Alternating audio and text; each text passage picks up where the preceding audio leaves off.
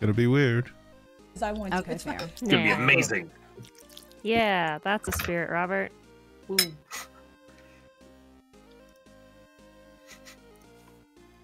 You guys think that mustaches are gonna be in from now on because of the pandemic? Yes. Yep. Yeah. Why do you think Mustaches that? and longer hair. I mean, the beard stuff was already coming. It was already a thing beforehand. Well, yeah, but I felt like just mustaches were pretty out for at least for white guys. I mean, At least I for live white in guys. Philadelphia. I mean, so I like, live in mustaches have been a Philadelphia thing for a for- while. Okay. That was a lot of echo. Okay, I fixed it. Sorry, done. And yeah, we'll get started in just a moment. But before we do, you know, let me do some final checks. You guys hang around. Sure. But yeah, no, I figured if I was gonna be wearing an N95, I might as well be able to actually wear it without my facial hair breaking it.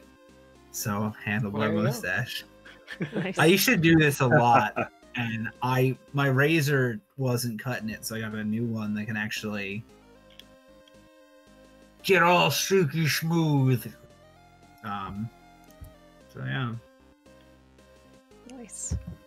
it's a little Peter, are you uneven. gonna? Are you gonna keep your mustache after the pandemic, Peter? I don't know. Do it. I'm afraid to shave it because it takes so long for it to come back. Yeah, don't shave it, dude. Keep it. It takes so long, and finally it got to the point. It's still like splotchy in my opinion.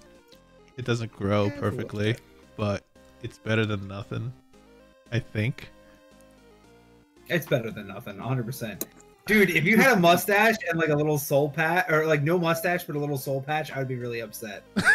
Keep the mustache. Well, no, I'm not gonna keep one without the other. They're a package, and I have like this. I can only grow this little line underneath my lip, and that just grows longer, which looks gross. So that I'm gonna keep shaving for sure. Yeah, I gotta shave today. I was gonna shave and shower after I got home, but I needed to fall asleep so I could have awake energy for tonight. So that'll be tomorrow or after D&D if I have energy. Well, on the bright side, Bloodbeard's a bit of an idiot, so if you play him badly, we won't be able to tell. Oh, yeah, of course.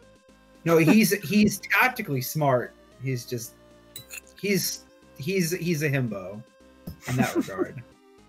Or is it a beefcake? I forget. He's a himbo. Actually, no.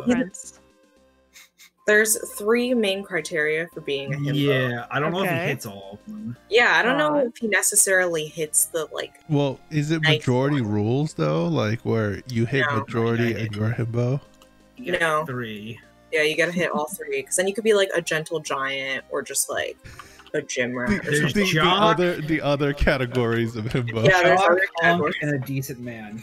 Yeah, Okay, So I Jock, think he's hunk, and decent I think man. he's a hunk. I think he's a jaw. He's certainly not a Oh decent. yeah, no, man. he's not kind. Yeah, he would be a jock. Yeah. Well, welcome back. Like On that always, wonderful startup back into our D&D campaign. Tristan just walked away. I thought we were all good to go. Well, it might be a family emergency, so we'll give him some slack here. Yeah. So, Oh, never mind. let's... I got really excited. I thought the bot actually posted that roll call was going live at the yawning portal. I was going to start screaming. Can you imagine? But dude, we haven't been on for like a month and a half. It only works for my one friend that I have. I have it set up for multiple Twitches, and it only works for my one friend's half the time. Carlbot, you suck. Get your shit together. Sorry. Well, either way, before we get into the recap that will be done by Toby today, let's just do some character introductions. Like I said, it's already been a month and a half because of nightmare schooling for me, and I'm sure Robert also. So yeah, let's start off with, and of course, I'm not prepared. My dice was killed. Sad. Oh, there it is. Okay, we're gonna start off with 5. So 1, 2, 3, 4, 5. Oh, Ian, your turn. All right. Hi, my name is Ian. I have this sexy handlebar mustache now. When I'm not busy being an 80s porn star, I play Bloodbeard. He is a tiefling of Særald lineage. He is a mix of fighter and rogue. And now I'm just realizing with Tasha's out, maybe I should rethink him being a battle master and be something else. Anyway, that's something I'll leave through while everyone else is doing their introductions. I think the last thing he did was try to burn down Lost and Found and then not do that. But he was on the side, got some little information, which Pete has slid into my inbox, so I have something to contribute. Yeah,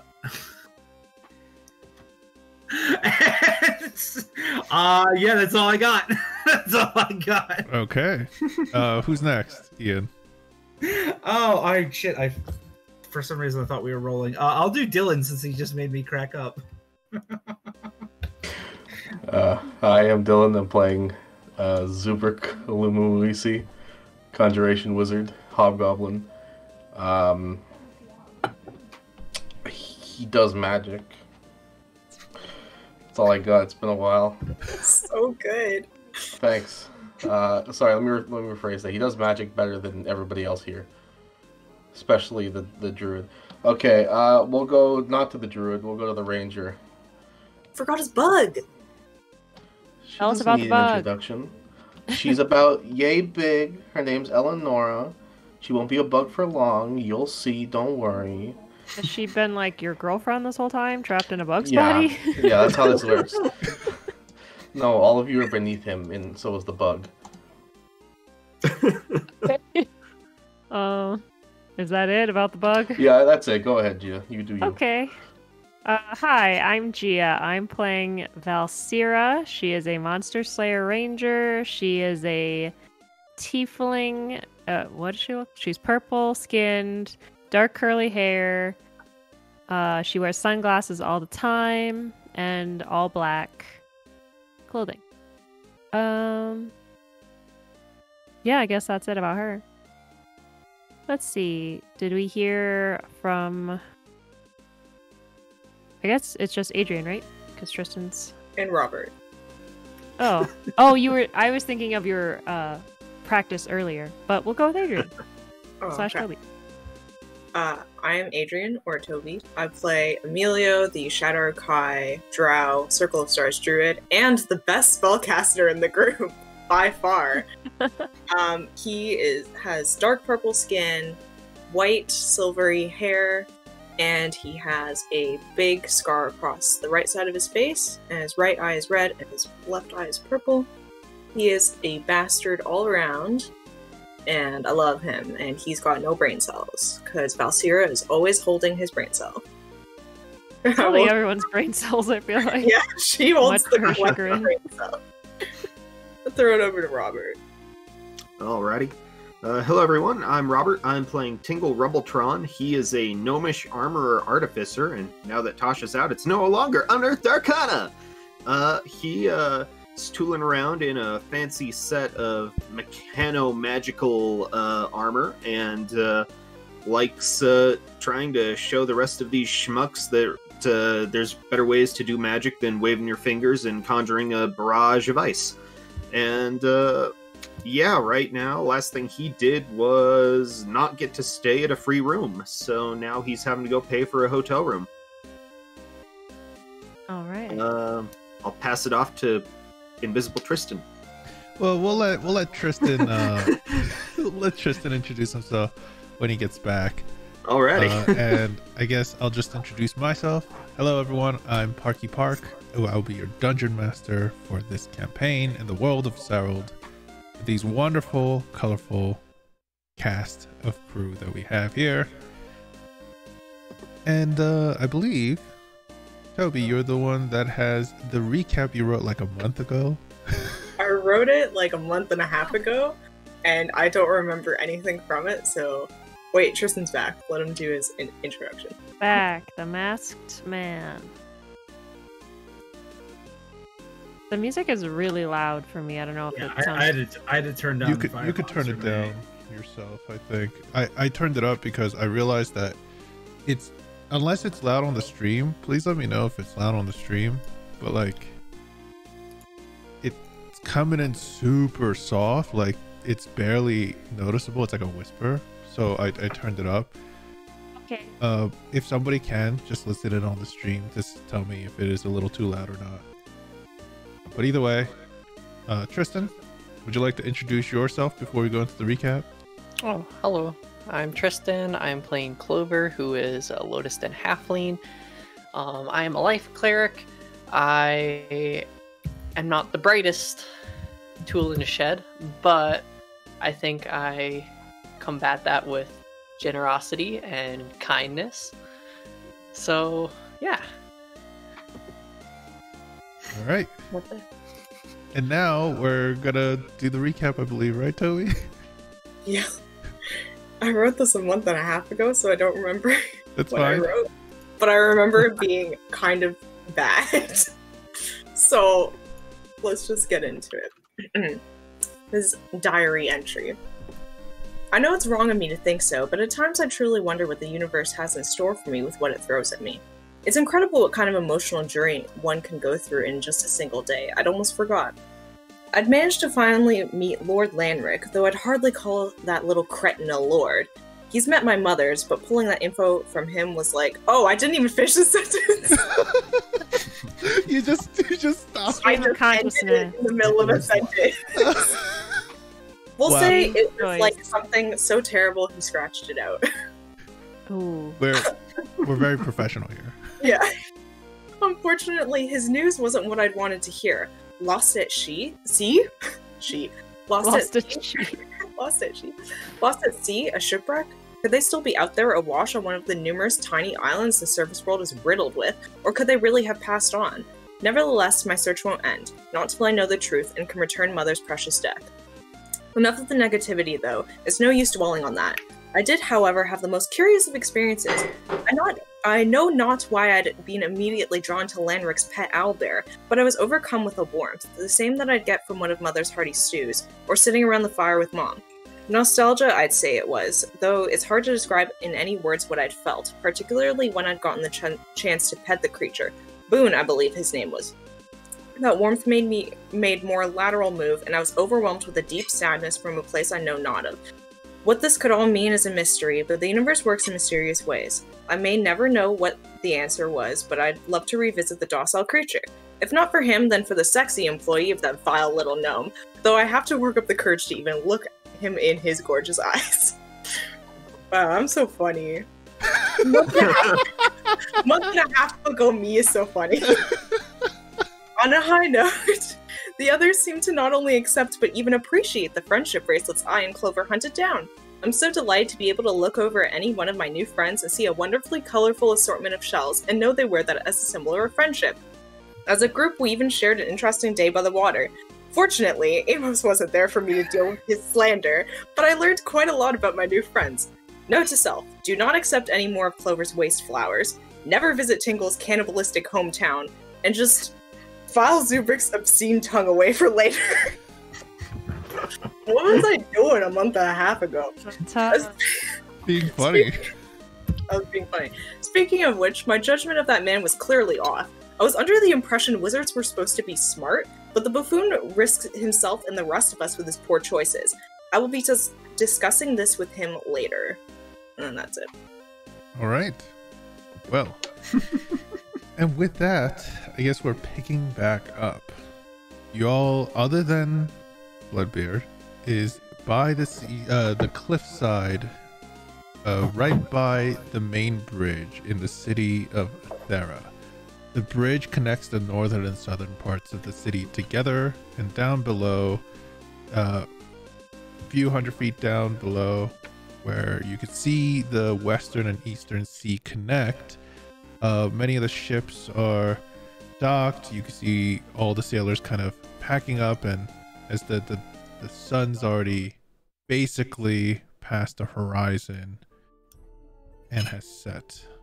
You all know that you can stay at Lost and Found for free, but none of you really want to, it seems like. So take it away. Bloodbeard, you probably end up finding them about now. You know, you didn't know where they went to. And so while looking around town, this is probably the central part of town anyways. So the city. So probably do end up running into them right about now. Okay. Bloodbeard looks like he's been drinking. Yeah, take it away, everyone. Go ahead. Can you remind me where we are Okay. exactly? again? Yeah, let me give a little additional backstory Okay. then. So you guys are currently in the city of Athera. It is the capital of the Atheran Alliance. Currently you guys are all on the southern side of the city, which is the more average to poor people side of the city. And you're currently at basically near the center of the whole capital itself, by a bridge called, I believe it is the Seagate Bridge.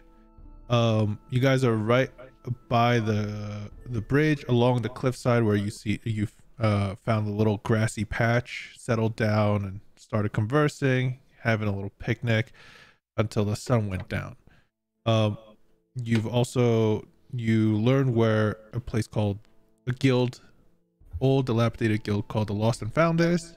You also know that there is a tavern called the Lookout here.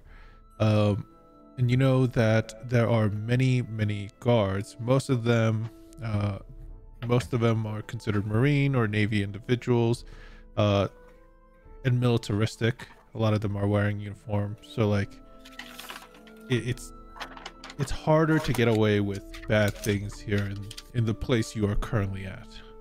Keep that also in mind. But yeah, you're in the city of Athera. It is the capital. It's bustling, busy normally, but with the sun going down, you can see that the numbers have started to slowly dwindle.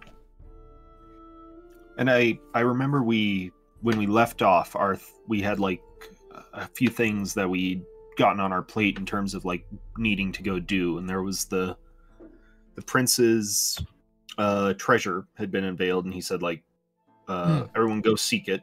Yes. And there was also the Bloodbeard Bloodbeard had his thing where he was needing to get a ship and go do something. I can't remember what. Yes. Here, I'll try to recap some of that stuff too. So Okay. Prince Nasser, who is this ancient being that you guys have somehow just walked by, you know, like you've locked eyes with him.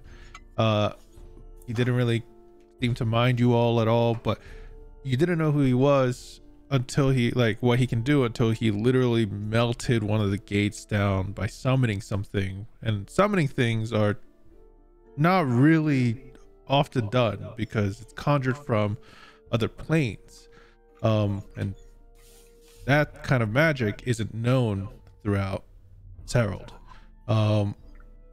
He recently revealed to many of the people who were there to witness him displaying his powers the location of his tomb, and his justification was that I'm never going to use it anyways, so if you all want to try to plunder it, be my guest. But you guys have talked about it and said it's probably really dangerous and booby trapped, so you're not going to go there right away. Instead, you guys have found a job through a guild called Lost and Found through an individual called Lord Lanric, or Lost in Lanric, and he has asked you all to head to Ogaris, a town to the north of this place, to eventually deal with some livestock and some issues that have been happening, livestock going missing, and some issues that the town has been suffering through. So yes, this is where we're at. Alrighty. Thanks for the recap. Mm-hmm.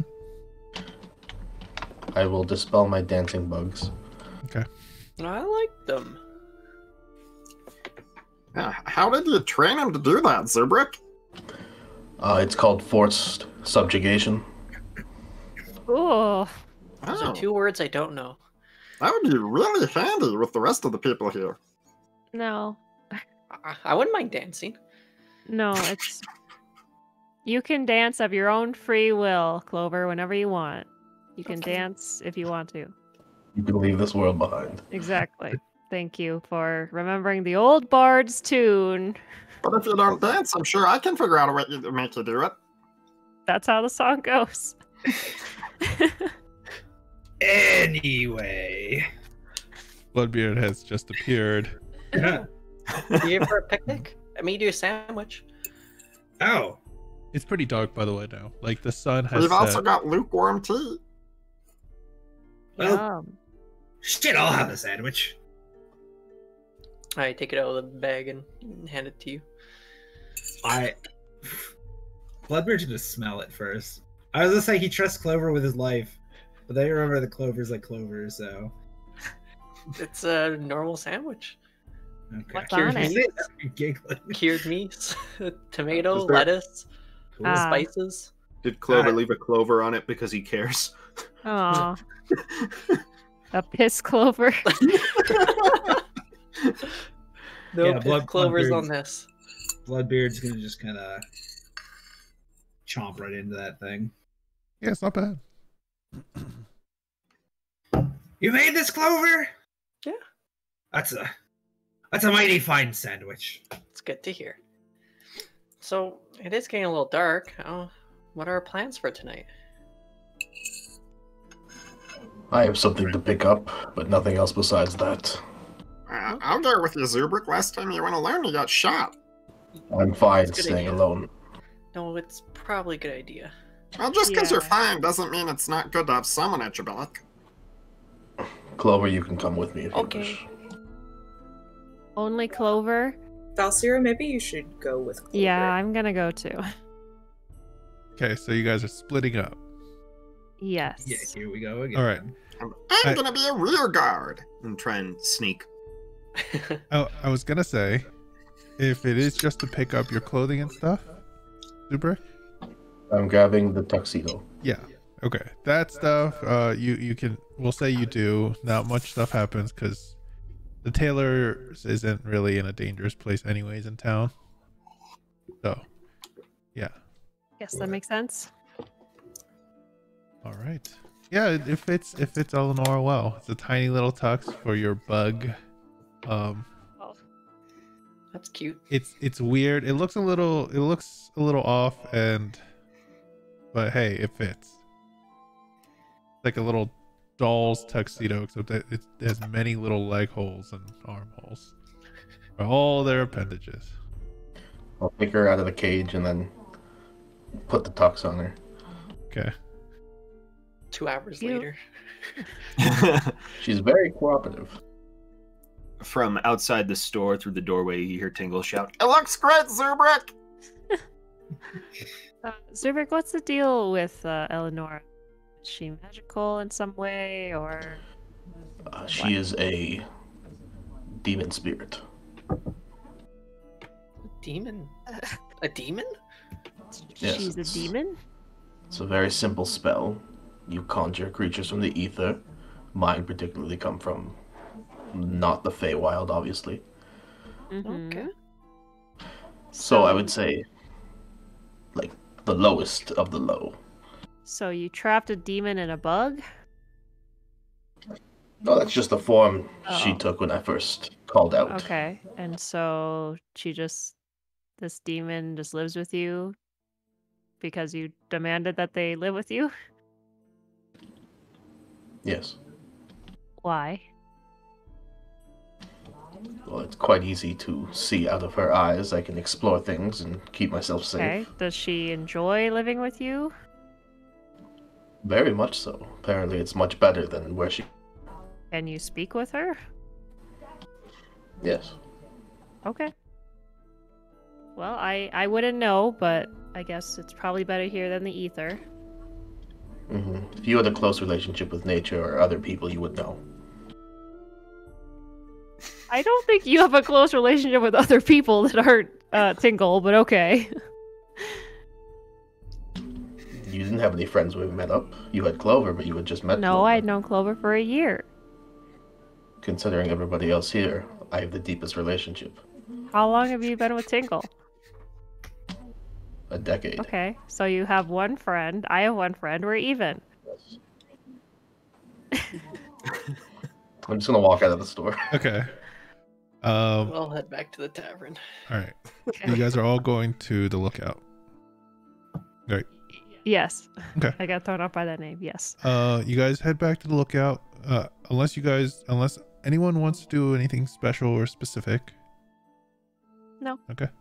Then all of you have a long rest. Yay! Next morning you wake up. I believe I already asked you to pay for your rooms, but that doesn't matter. It's already been a month and a half, so if you hadn't paid, I don't care at this point. Let's move on. A note that just says Gulatar. Oh, Gulatar is the druid that lives and is a part of the Lost and Found guild. Is he the hot one? No. Yes. He's the sexy employee. So I just wrote down his name just to remember it, I No, guess. he is the sexy guy. He's the guy Okay. who kind of looks like Jason Momoa. Okay, kinda- I guess that's why I wrote it down, just because he was a hot NPC. Got Yeah, it. because the only other guy, the only Good other note, person me. there is Errol, who is the Kenku. Okay, I guess I didn't want to remember him. Okay, interesting. Good job, me. All right. So yeah, as you wake up, the sun has only risen probably like an hour or two ago. It's still low on the horizon, but you all know where you should be going. We can write out any of the parts about you all getting supplies and stuff because you're like, it's been a month and a half. Let's move on with the story. So if you all want any supplies, I asked on the Discord. No one said anything. So I'm broke. okay, I'm broke. I was broke. okay, everyone's Tingle broke. sells a longsword All right, you're gonna from a sell. shovel he found. I'd like to buy some rations. Okay. I'll probably just. Sorry, probably I just- thought I thought we were doing this during this session because we wanted to do a conversation between Adrian and Dylan or something. I can Yeah, just wait until we'll do that. later to do the longsword too. Just say he sold it, and then we can do the dice rolls or whatever. Figure out how much gold he got from it. So I think it's only gonna be like No. 9 gold at max if he gets his really good persuasion or something. Give me a persuasion roll, and they all have plenty of long swords and stuff for the in their armories and myths. So Guidance and persuasion. you're gonna get. There it is. You're gonna get 5 gold for it. Okay. I'd say, Have fun with your stabby stick. And in terms of buying stuff, is it safe to assume stuff's running at base price just for ease of whatever? Or mostly there's a bit of an up cost, but not much. because I was probably just gonna buy a tent and nothing else with that information you gave me. A tent. Tent Yes. is 2 gold. You're probably gonna have to spend like 2 gold and 5 silver. Okie dokie. Okay. And finally, rations, right? Yeah. Me, yes, sorry. Yeah. Yes, I would like to purchase 4 rations. 4 rations. That's 25 silver pieces. So 2 gold and Okay, 5 silver. 2 gold, 5 silver. Got it. Okay, done. Okay. So after getting some of your supplies, let me know how you are, what you guys are gonna do to try to get your way to Ogaris. Well, I'm eating breakfast, and I assume everyone else is, and Yeah, I just you have guys like are. a 2-liter jug of orange juice with me, just slowly drinking it. A 2-liter of orange juice. I thought you were gonna say a 2-liter of pop or something. No, That's what I always think of with a 2-liter. So, what are our plans to? I don't know where we're going. What are our plans? Well, we have a cart and we have a horse, so That's a good start. yeah. Well, we were all out gathering information yesterday. I got some pretty interesting intel. So it's Ogaris. It's in the middle of this place called the Koro Marsh. Okay. It's a swamp, and if it's really raining, it's going to be kind of hard to get through. But there was some interesting rumors that I heard about a bunch of miners who got lost in the swamp, and they ended up somehow near Gildercrest, which is all the way on the other side of the Barcona peaks. Excuse me. Huh. You think Miners. there's something that's connecting them? Maybe something underground or something magical. Sorry, Yeah, Amelia. uh, Were you I- saying something? I will say, sorry, I wanted to say something real quick. Remember for Bloodbeard that the fastest path to Barteris Bay from here would lead you away from Ogaris, but you would have to go through a town called Wolfwater, which is known to be quite anti-pirate. With Anti what? Sorry. pirates, like and thieves. There's a massive prison there, as well as the bigger like headquarters and training areas for the Marines and stuff like that, and the Navy members of the Etherean Alliance. So initially you were thinking about going all the way around the other side, but you would have to go around the whole mountain range to do that, or cross over the mountain ranges, which is also very dangerous. So yeah, other than that, this is the new info that you recently got.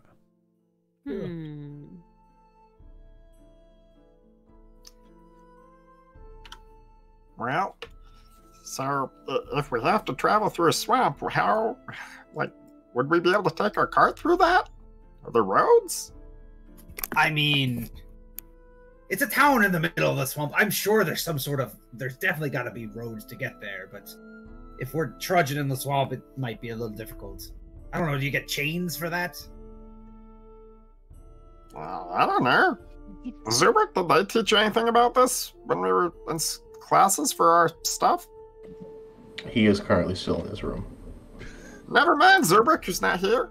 Just shout Sorry. it up the Like, stairs. you turn around where you think Zubrik would be right next to you, and it's just like Oh, the it's always dotted standing right outline. there. Okay. And it just blinks a couple times. Yeah, it blinks and then disappears. He's not there. Well, I mean, I could try attaching chains to our cart. I don't know if it would help much, but I can try. I mean, I'm a man of the sea, so I swore I heard somewhere about like chains and snow on carts. I don't know if that'd work or not. Snow and swamp is a little different. I don't have much experience with precipitation, so Yeah, usually if stuff starts coming out of the sky when you're on the high seas, it's pretty much all the same. So levels of shittiness. Well, I mean, we could always try, and if it's terrible, we just leave the horse and cart to die. Well, we could take the Oh. horse with us. Maybe leave the mean- cart. Yeah. Yeah. I guess. I would say, plus we wouldn't want to leave the horse to die. If anything, you would just butcher it and take the meat with you. Oh god. That's a lot smarter. You two Yes, are but off. let's not go to that point. Oh yeah, no, that's only if we're like stuck there and it's between life or death. If I have to choose between eating little Clover and eating a horse, I'm going to eat the horse. If I had to choose Fair. between eating a horse and eating you, Cute. you no question. You know. I guess it'd be like pre-beer soaked beef. Yeah, I'd eat meat too, honestly. He's not that great at eating. All right. You Well, can tell he's kind of too old. he's too old. Well, How I old figured- do you think I am? I mean, you're not like 6, so. You want to eat a You 6-year-old? eat babies? No! In the past, maybe, but not now, so. I was just telling your experience. If Emilio decided he wanted to eat you, that it wouldn't be that great of a meal, so instead you should probably go with the horse because it would taste about the same. Well, okay, so luckily none of us are 6 years old or younger, so we're safe from Tingle's eating habits. Appetite. Are we just trying to gloss over the fact that he said something about eating babies? Oh, Is this a yeah. bit? Long story. Are you all fucking with me? Is this an inside joke? No, you weren't there, but he did tell us about how he and his villagers used to eat people. Hence why he doesn't want to go back there. Yeah, it's pretty bad. Pretty good reason not to go back. It's also why he doesn't like festivals. Also reasonable. Sorry, that's really Do you get there, Bloodbeard? You want some orange juice? I still have a lot to get through. Please. Thank you, little one. Pulpy.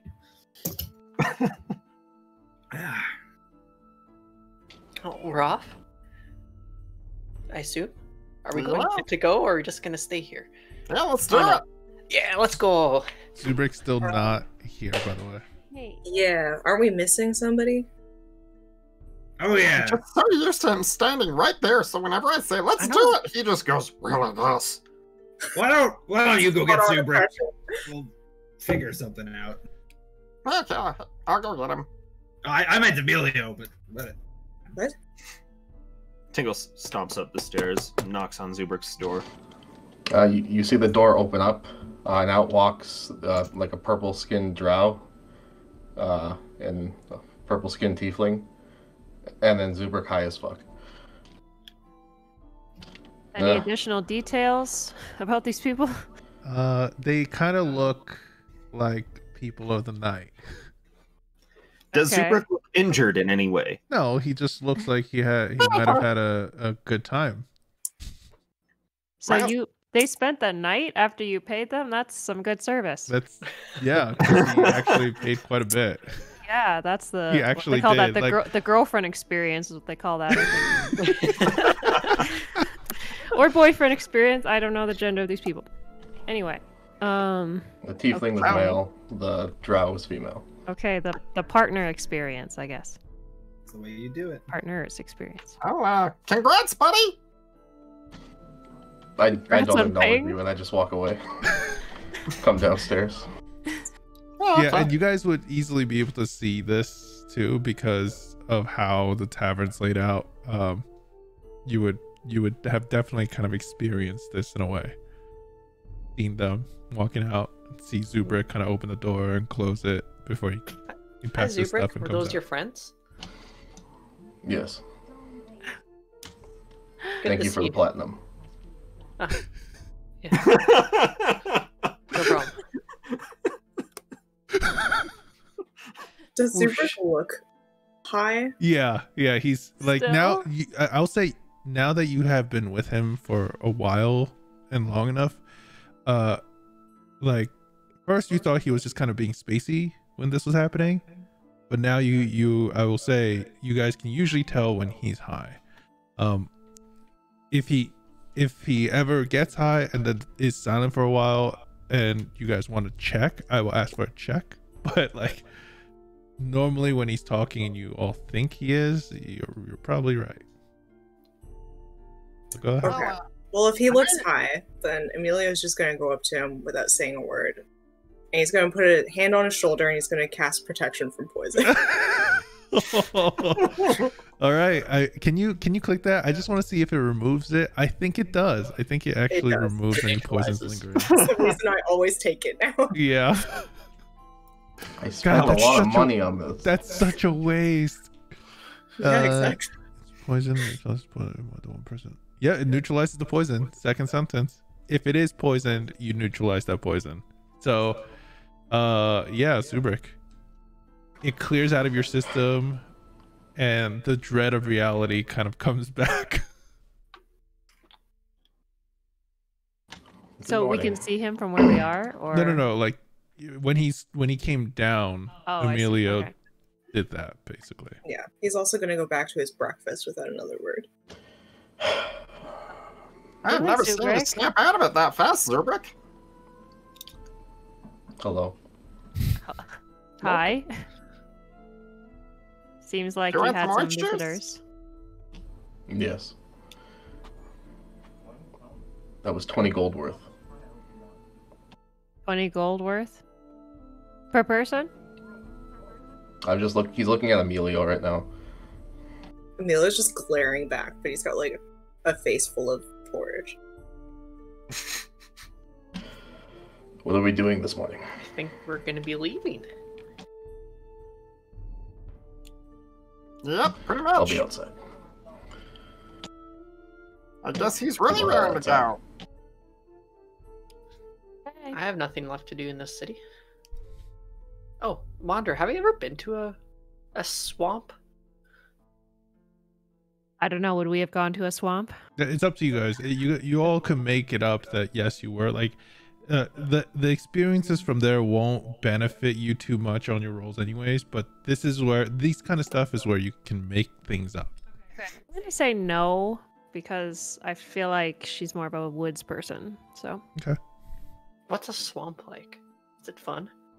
no, it's like a woods but wetter and more mosquitoes. That doesn't sound fun. Why are we going there? Well, Bloodbeard, why are we going there if it's not fun? Oh, you're muted. I undeafen you. How did I get muted? What the fuck Sorry, I did cast a spell on you. Orange juice is so good. It's a complicity too. I don't know. The thing, I don't remember muting myself. Anyway, where were they? It's the job. We have to go there for the job, for Lost and Found, so we can help Oh, okay. Emilio find his. And technically, you already paid in a way for the job for his cut. You were supposed to get, but you're supposed to get the full payment when you complete it. So yeah. Oh yeah, we have to go do it, and then they'll pay us the money. Yeah, is this how jobs normally go? Because I feel like this is wrong. No, this is so weird. It is. It is very weird. Are you Little supposed to get creep. paid at the very beginning? Then why did we pay? Because Lawson's a shitty business manager. Anyway, Also, we can always burn his place down. we can. Only if I'm Gulathar A little is not there. excessive. Oh, no. It's only if he doesn't do the right thing and give us what we're owed. Oh, wouldn't you just talk then? Well, yes, we talk, and then if he doesn't give us what is owed, then we burn his place down. Well, it's a don't we test. just like rough him up a little instead of burning the place down? You know, I There's wouldn't other be confident in that because he had some really big people there. Yeah, right, those there's other water two on- would sorry. they'd be kind of a problem to deal with even if we burn the place down. But if we can get them out of the picture, 100%. But that might be more work. We should just honestly just give them. We had this move. It's a pirate thing. It's called a full Welson, where you grab. We named it after Welson the Welch. You just kind of grab them from like the base of his knackers, just pull them up and just hang them on the middle staff. Just gotta let them fly like a flag. I feel like I never know what you're talking about. I'm with you. So you take someone from their underwear, I wasn't You grab asking it you in the to back. explain it again. I just and then you lift it, and then you put them on a high place where they can't get down, and they just kind of. The one issue is if they don't wear underwear. Lawson doesn't? Well, Well, How do you know that? that I'm man just saying smells like if ass. they didn't. well, you have to find something else to hang him from, if you catch my meaning. I don't. What else could you hand them from if they're not wearing underwear? You stick his butt on. Ouch. Yeah, that sounds painful. Yeah, it's not supposed to be ticklish. Have you ever been hung from your underwear from a mast? No? It's not Thankfully fun. not. Yes. Ah, I understand so much about you now. You know, sometimes you just get like essence of cat. Yeah.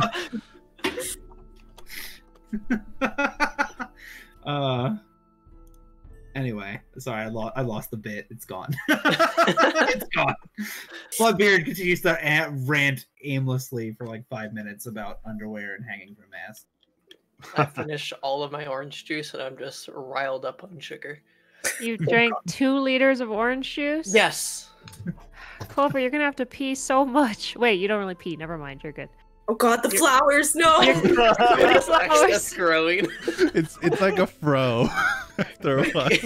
You can see it grow in real time. Honestly, pretty good look. I think it's okay. Yeah, it works for you. Wait, hold up. I'm very confused. Are you fucking with me again? Is this like fuck with Bloodbeard Day? No, you we just had a had very to... good bonding experience yesterday Yeah. with that again. You missed out on quite a bit. We are good Clover's people. Yeah, Clover's hair is their pee and poo. It's their waste. So you've been handing out crowns of excrement to people. They're And flowers. Somehow, If I picked this flower off my head and I picked a flower off the ground, you wouldn't tell the difference. There is no difference. Yeah, but now we know. So wait, no, I'm really curious. So, like, if I ate a flower off your head and I ate a flower off the ground, it would taste the same. It wouldn't be like I'm eating shit. No, it tastes probably a little bitter because it's not a tasty flower, but yeah. But you would know you're eating shit. you should eat Clover's poo flowers. How much you want to pay me to eat Clover's poo flowers? How much would it cost for you to eat a poo flower? By the way, How this whole much time gold you Zubrik's outside. I can give you, yeah, well, he can wait. I will give you 1 gold. It's got to be a little bit more than that. I will give you 2 gold. Give me a platinum and we got a deal. That's a lot of money. I don't know. That's about 10 that. gold! then I'm you- literally eating shit! It's a By flower! the way, when you say that, there are people in the tavern that kind of do the slow turn and look like. Bloodbeard looks over like, oh, you got something to say? You can eat shit too! For free! I'll give you 5 Most of them gold turn back. to eat a very chunky poo flower. I get to choose it.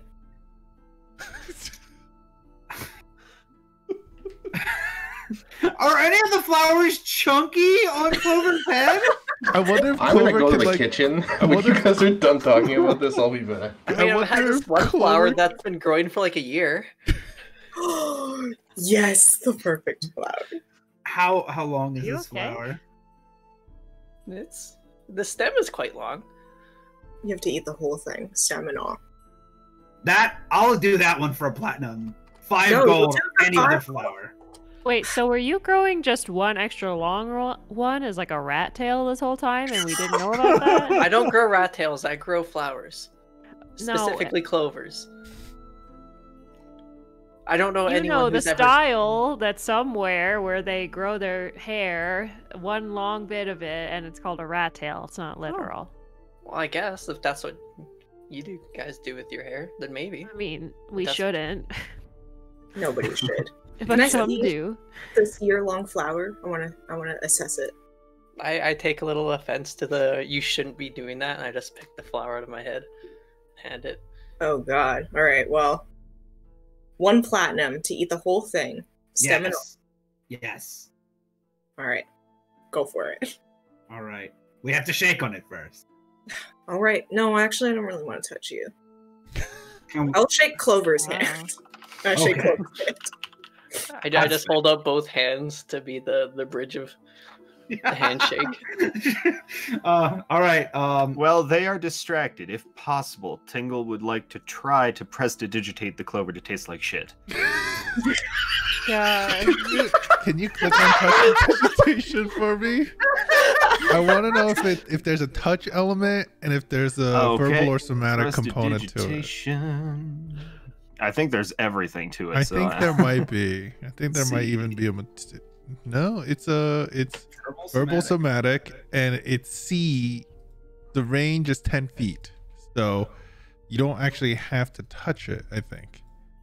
Yeah, it says you chill, warm, or flavor up to 1 cubic foot of non-living material for 1 hour. So Non-living.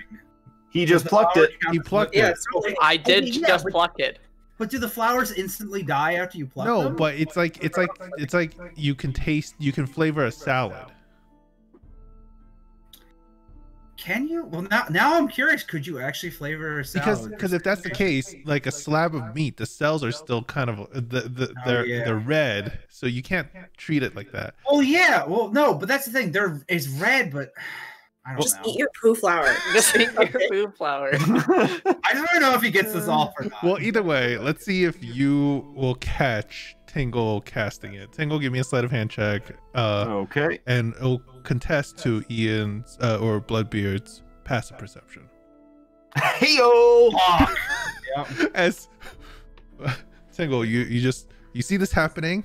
You take like a few steps back into the crowd, like pretending to go to the bar. You turn around, start whispering things under your mouth, and do a little bit of this. And you're sure the spell takes hold as Bloodbeard takes the object, the flower, into his hand. I have it. I want to smell it real quick. Just see what it smells like. Okay. Smells like a flower. Okay. Bloodbeard's just gonna start housing it. Okay. As you do, the first thing that you notice is the smell of flowers. Except it soon turns into the taste of poo. Oh no. He grimaces, but You're trying to hide it, right?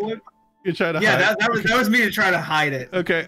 He's gonna finish the flower, but give me a Bloodbeard give me a con save. It's 12. Okay. You know what? I'm gonna have to.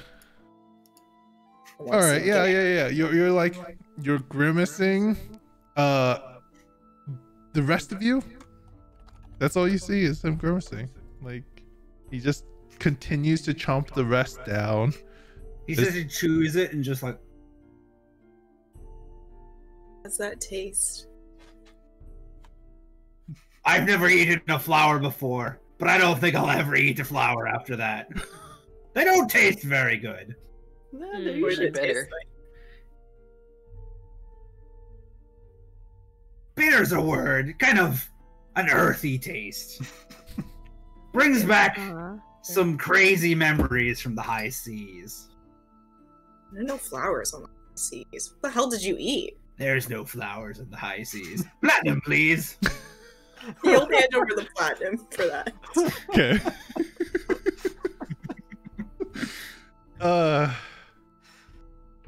All right. So what this is what do you do? Bloodbeard's gonna go outside. Yeah. Zubrik, I'll say when you left, you started getting the carriage, like the cart that you guys have, with the horse from the stable. So as you bring, as you're finally prepped and ready to go and waiting on the others, you would see Bloodbeard come out first. He probably has an annoyed look on his face, but he's flipping a platinum in the air and catching it. So yeah.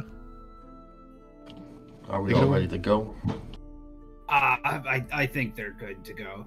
I'm good to go. And to pretend that never happened. Did you know that Clover's flowers taste like shit? Yes. Their family tree is also a straight line. What? How does that work? It's a long story. You'll have to talk to them. Asexual reproduction? That's a bigger word than I thought you knew. You're correct, yes. I'm already exhausted. We haven't even left. I'm just riled up. I think I had too much sugar. Yeah, you did. Hey. Juno. Give me the bottle. Well, if you have too much energy, Clover, you can help the horse pull the cart. Will do. I grab one rope and start pulling it with the horse. Okay. Oh my god. By the way, you only have one horse, right? Yep. It's only a one And horse one town Clover. car. Yeah. Okay. Well, yeah, you guys get on your Get on your transportation, your car. You set your horse up, and you all hop in. I believe your car, it has a tarp over it, right? For the weather and stuff like that. Yeah, we can't afford a roof. Come on. Yeah, I think it's just a straight cart. Oh, is it just an open cart? It's been a I while. think so. We should have said it had the tarp, yes. We Okay. do have our Zubrick and Tingle found that one magic chest that we can store stuff in if we need it. But Yes, you do have like a magical. What kind of? it's a regular chest, but it doesn't open for people unless they have the password. Yes, yeah. It's a verbal locking chest. Like you can hand pick it, but it would be very difficult because it's a magical lock. So yeah, you guys have that in the cart. You know, you guys hop in. There's no cover whatsoever, and you guys head off. And as you're heading through the city, you guys would get to the Seagate Bridge once more. With the cannons lining the left and right side, you guys slowly start to cross down the middle. There's a few people walking, but when you get to the other side, the buildings go from being these kind of, you know, normal brick and mortar buildings that you guys have on this side to much more elegant style. Large manor, spacious, you know, gardens, all fenced off from the main street, of course, with singular entrances to them. You even see like a large domed building that you're slowly kind of getting closer to, and eventually will go around, it seems like. And eventually you would get to the other side of the city. When you get to the gate, the guards give you all a question like, where are you all headed and what's your business? We just want to know. Headed to a swamp. And then to Ogaris. I was gonna just ask you, why are you heading over to Ogaris? Most people We gotta look into something about livestock they're going missing. you all are adventurers, huh? Yes. Today I'm a horse. What? Sure you No. are. Sure you are, little buddy. Don't listen to them. All They right. had way too much orange juice this morning. You know how it is. Sure. Either way, wish you luck. If things get a little out of hand, feel free to send, you know, word to the city. If adventurers can't take care of it, they'll eventually send enough of us to be able to take care of it.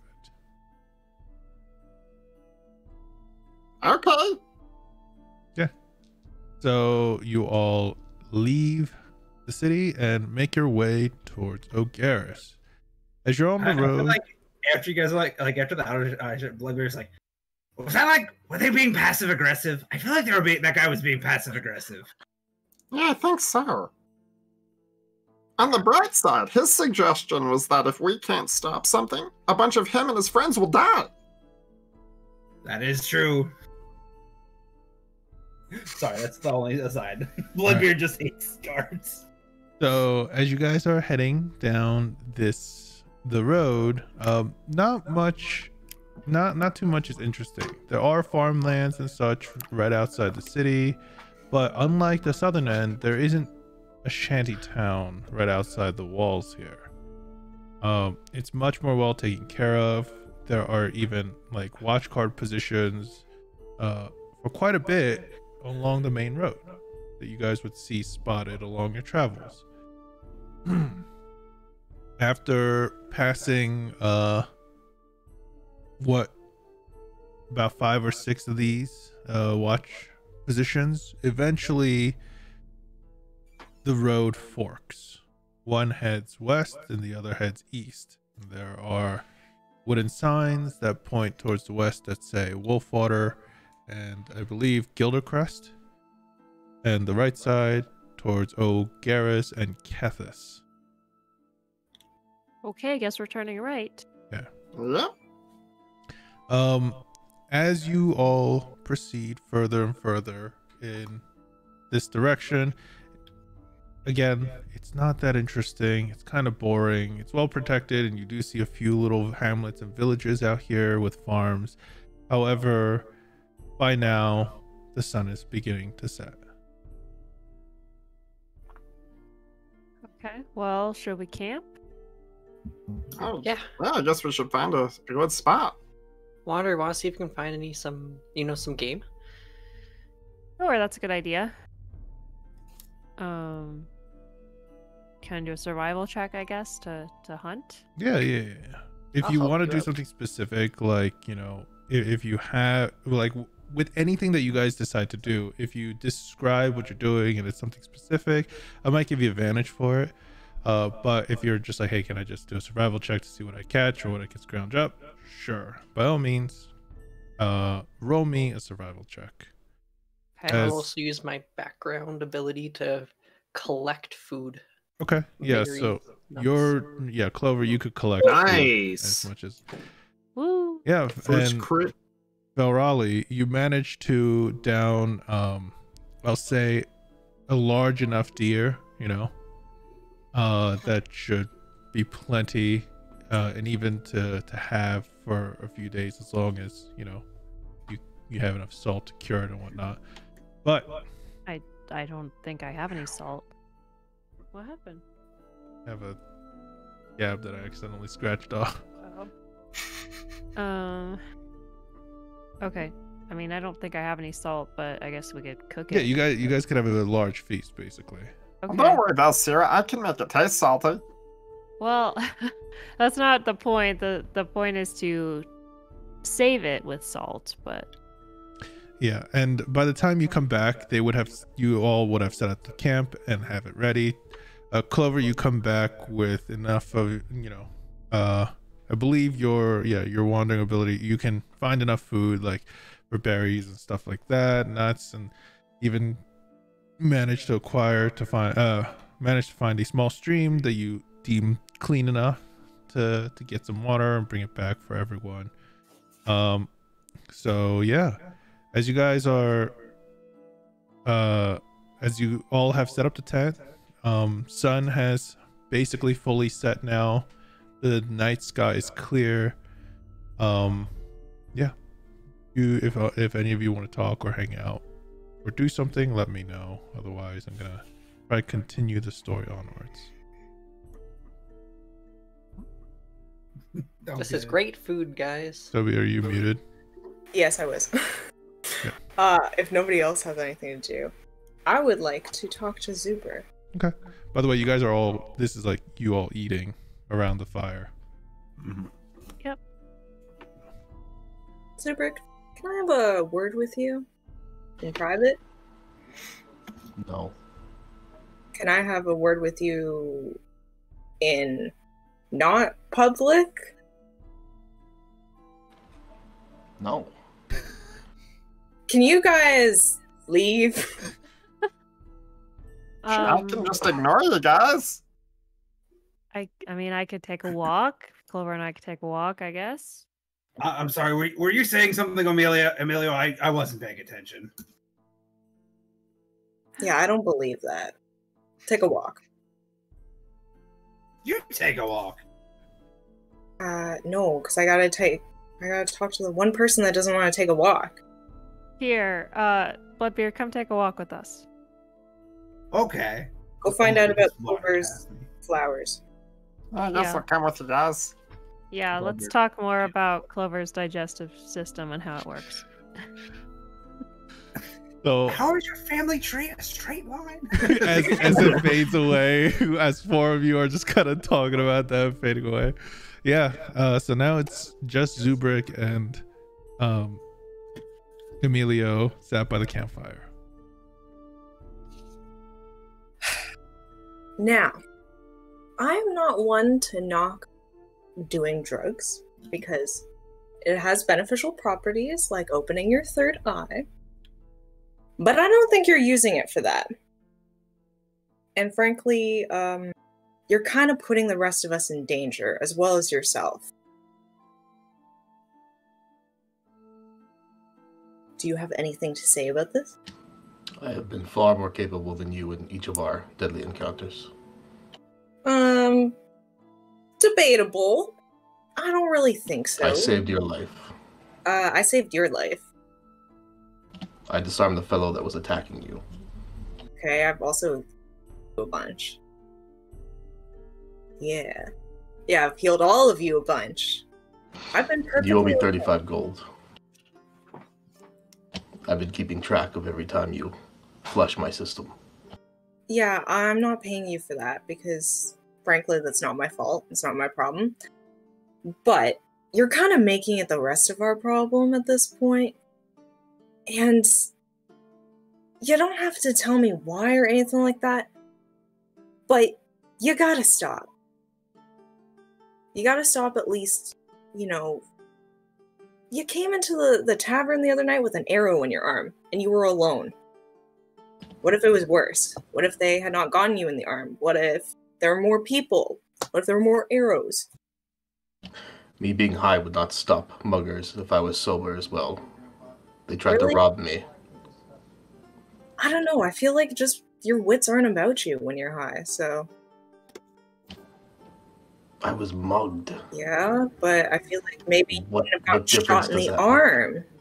I probably would have. You've seen me get hit by a lot of things. So you're saying that you're just as incompetent sober as you are. It doesn't, trust me, it doesn't impede my motor functions. I would know.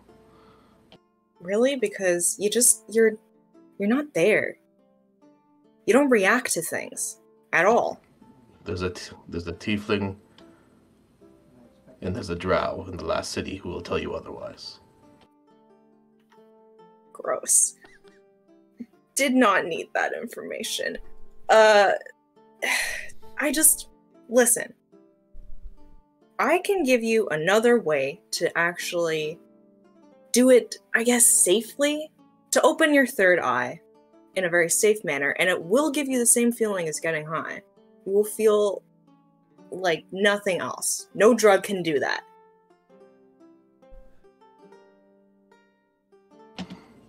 I feel like you're being very condescending. I'm sorry, I'm not trying to be, but I can actually give you something that would be safe for all of us, including yourself. But that only means you gotta stop using your nasty, expensive drugs. This would also cost you no money. How's about we make a deal? You pay me back the money you owe me, and I'll consider it. How about I pay you back the money I owe you, and you will do it. You'll try it. Sure. Why not? Alright. You said it was 35 silver? Okay, I got 35 silver. Gold. 35 silver? Okay. I don't have any silver. I'll just get the 35 gold. Now I'm broke. All right. Good. Alright. Well, the other constituent I have to this deal is that you cannot use your drugs until we have decided whether you're going to continue with these lessons or not. I was considering that anyways. Okay, good. So just to make sure, hand them over. No. How am I supposed to know that you're not doing them, though? I think by now it's easy to tell. Yeah, but I have to keep using spell slots every time that you use And them. that's why I'm not using it anymore. You keep wasting my money. How about you give them to Valsira? I feel like she would be a good person to hold that. Yeah, I'll give some to Valsira. No, you give them all. I'll give them to Valsira. Okay. Yes. Alright. You can check her bag later tonight. It'll be Okay. there. I will check with Valsira later by asking her so you don't conjure up some illusion drugs in her pack. Get her arrested. All right. So as your conversation, I guess, is finishing up, right? Yeah. Yeah. The rest of you are probably making it back with... And that's how my family tree works. It's How pretty conscious weird, Clover. not people sure. look at hearing Ian? this story. Yes. I was really trying not to pay attention to what they were saying. Oh no! Okay, so you are back, and Clover just said it. That's how my family tree works. Now do you get it? Do you want me to tell you a brief, quick thing of what what they would have said? Okay, so basically, you would have learned that Clover is from a place called Lotus Den, where the tieflings, the halflings there are born of the earth in a way, from a special place. Kind of went vague on the details about that, but once a year, someone's born. So it's kind of a small village. Not many people leave usually. Yeah, And they that's why kind my of live family almost trees one like with nature. this. There's one person here, and the rest just. It's not really a straight line then. I mean, it's gotta have angles somewhere. I mean, once you. I Germinate? can't. That'll be another story for another time. Okay. Bloodbeard just looks very confused. Yeah, so as Bloodbeard is mulling it over, you all are finishing your food and drink. Let me know if anything else is gonna happen. Before we go to bed, I'm asking Valsira if Zubrik gave her the drugs. Did he give me any drugs? Yeah, did he give you his drugs? Real quick, before Emilio talks, Valsira, yeah, technically Zubrik did give you a portion of his drugs before. Okay. So you take this scene however you want to. Did he give me drugs? I mean, yeah, a while back. No, did he give you any of his drugs tonight? No, was he supposed to? Yes, he was. Supposed to give you his Oh. drugs just for holding, because you're the most responsible one in this group. Uh-huh. Okay, why? I'm Doesn't mean you want them? I'm trying to get him off drugs. It's a whole thing with him. I had to pay him money to do it too, Why do you care so much? because it's dangerous. I guess that's true. Doesn't make the most responsible choices. Like when he got shot with an arrow. Yeah. He insists that he would have been shot with an arrow sober, but maybe he would have. Maybe he's not all that competent. It's hard Either to tell. way. He's not using them for the right reasons. It's kind of concerning, so I'm gonna try to help him get off of it. Okay, what are you doing? I'm gonna teach him some lessons. That sounded a lot darker than I intended it to. Very nice, good lessons. Lessons about not doing drugs? Lessons about, connecting with things. Okay. I mean, whatever you guys agree to is fine. I can hold on to the drugs. I'll just add them to my collection. But If you want those lessons too, I offer them for free. I can't tell if that was seductive or not, but It wasn't. okay. It was intended to be, but it wasn't. Okay. Are they the same lessons you're giving Zubrik? Yeah, of course. I think I'll pass, but I will take the drugs. Okay, well, the offer is always on the table, for you especially, but for anybody, but for you. And he gives you a little wink. So confused by what these lessons are, if they can somehow be seductive for me and not for Zubrik. Okay. Well, Yeah, I'm not addicted to drugs, so I think I'm good. I mean, Not it just addicted helps, yet. if anything. It's a good thing to know. I'm good. I will take the drugs though. Oh, alright. Zubrik, give me your drugs. He reaches into his bag, pulls out like 2 folded squares, and tosses them at you. What is it? It's the same thing you have. yeah, Just it's just 2 weeks worth. additional- Oh, it's the same. I have it written down. Dream Yeah. dust. Sure, that works. That was one of the names. Yeah, as many names. So you should have 3 weeks worth in your bag. 4 if you just gave me 2, because I already had 2. No, we switched it to 1 because Peter changed it from 2 months to 1 month worth that I bought prior. Yeah. Okay. Party time for me. Just kidding. Why is Valsira sleep so deep every night? All right. Okay. So, anything else that you all would like to do? I would like to take a bathroom break.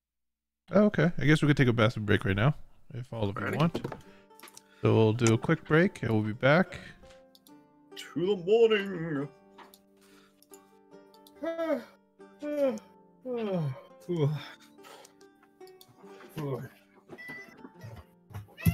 Hey! No! I forbid it!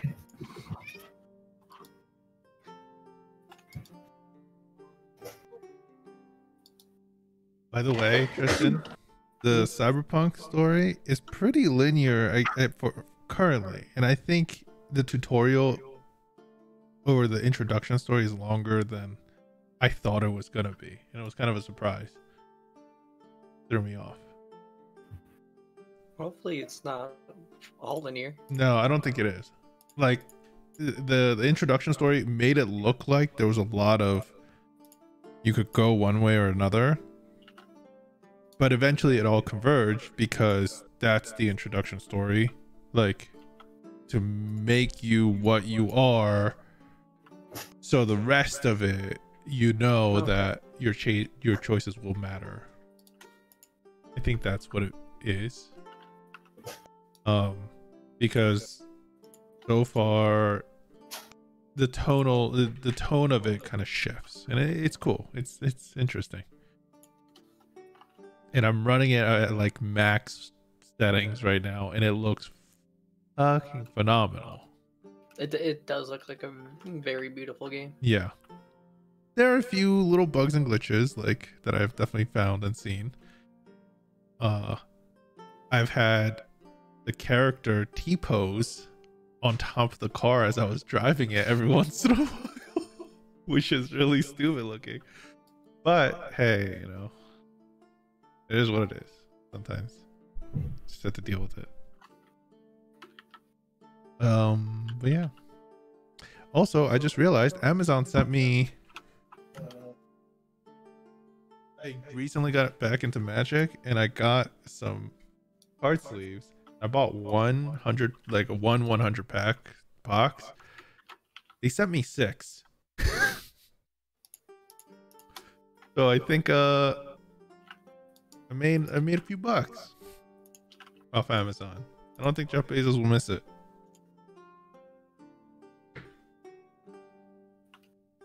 Can't go wrong with that.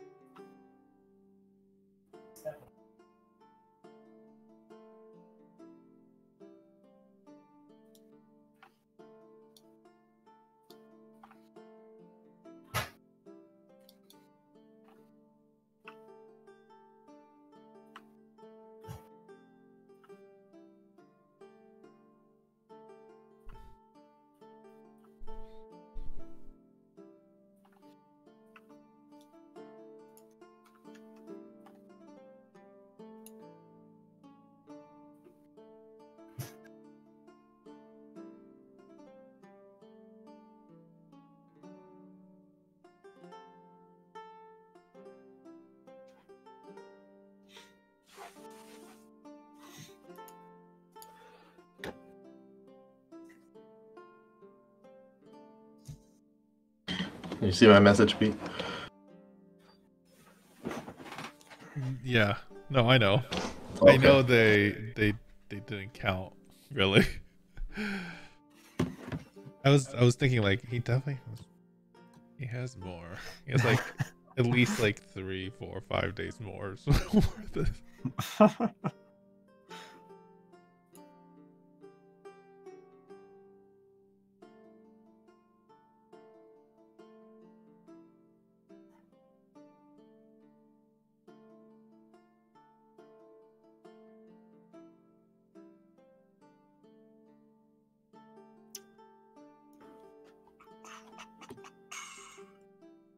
Also, Robert, you are you're still messing with the audio, right? With the what? With the audio, like you'll be doing the changing of the song. Yeah. Okay, cool. Yeah, I just put in the evening song, and now I'm going to be popping it to, what was it? Sky Quillin, because it's supposedly a more exuberant background audio that I chose. Yeah, I'm surprised. I'm wondering what you'll pick for Swamplands eventually. Oh god, I should figure that out now. Clovers in warm climate produce small amounts of cyanide. Oh god. Tristan, Yeah. when you made that joke about being a horse, I'm so sorry. like the thing that I pictured that made me laugh so hard was me in the cart, and then like the cart stopping randomly, not knowing what the hell's going on, and just hearing, "I'm a horse today." You kept on laughing. I kept on looking at you, and I couldn't stop laughing because I kept on looking at you. I didn't know, because you're not shape shifting or anything. You just said you're a horse, right? Yeah, the guard says, "What are you guys doing?" And I said, "I'm a horse today." That's what I'm doing today.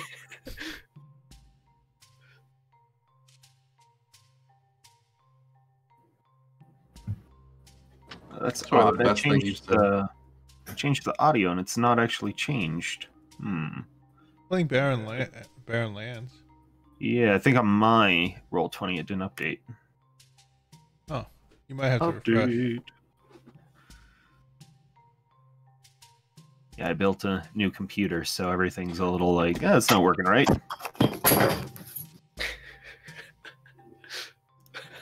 Or a pratfall. That worked perfectly. All right, is everyone back?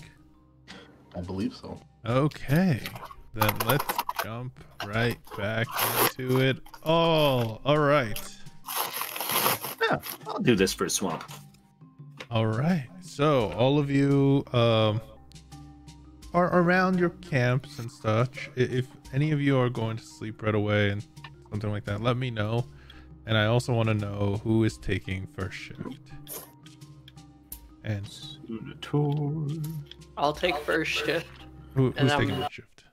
I'm taking first shift, and I'm passing out after an hour. Okay. If I hear Clover's taking first shift, I'll volunteer to go with them. Okay. So you're taking first shift with them. Anyone else? Horse. I guess. I'll take- Bloodbeard. What are you guys laughing about? Hey, you're not. Stop. Knock it over.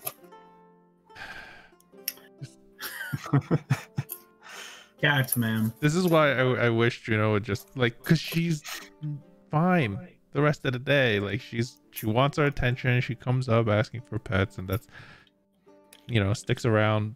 But like every time D&D happens, she has to go out and start knocking things over, pressing buttons she shouldn't be, trying to jump on the computer. It's Every Friday night, she wakes up and chooses violence. yeah, and the month and a half that we didn't play, every Friday she was fine. Yeah, she sees you not paying attention to her at all. She needs it. She doesn't even I don't even pay attention to her on normal Fridays when D&D isn't a thing. I think it's the fact that we're talking more, like out A loud. lot of talking, and you're not by her. Yeah. Either way, first shift is Clover, Zubrick. And Zubrick. Yeah. Okay, I'll do second shift. Second shift. Bloodbeard will take the last one. Okay. I'll take that one with Bloodbeard so I can wake up early and get to work on research. Got it. I'm taking a fat nap. All right. Well, the first shift is Clover's and Zubrick's. Everyone of you goes to sleep, and yeah, both of you are by the Today's been dwindling embers. Such a long day. Yes, in more ways than one. I probably did half the work of that horse. Ugh.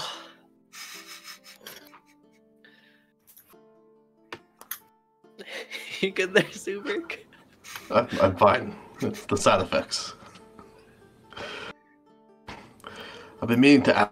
I know people of your divine persuasion have the ability to bring the dead back.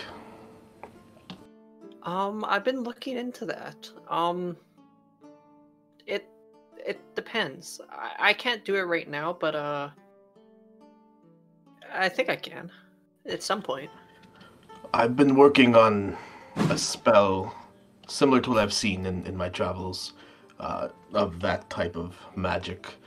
Although it's arcane, not divine, I don't think it'll work particularly well, but if you are to learn that type of magic, are you willing to show me so I can take notes and perhaps finish this spell? I mean, I could show you once I learn it, but the issue is someone has to die for me to show you.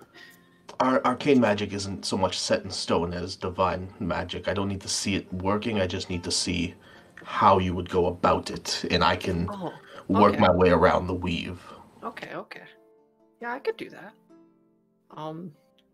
They're usually quite expensive to do.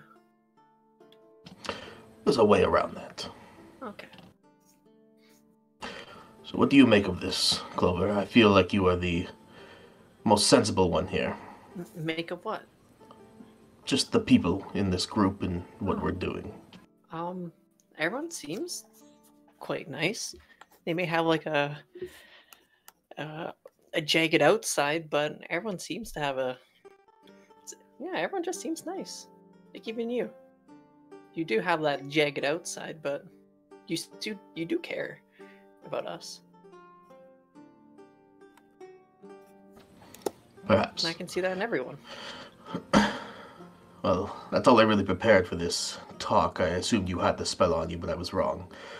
Do you wish to see my bugs dancing? No. I would love to. As you say that, there is a blinding light right above where the embers are.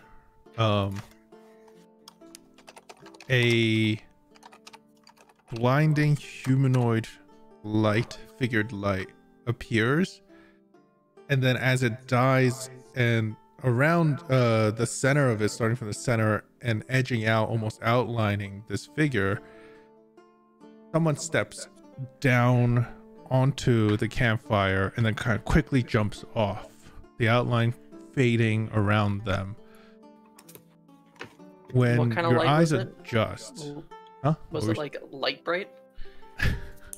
It's more like someone must have teleported here, Okay. or Just manifested themselves. just based off the blinding light, I protect myself against celestials just in case. Okay. Yeah.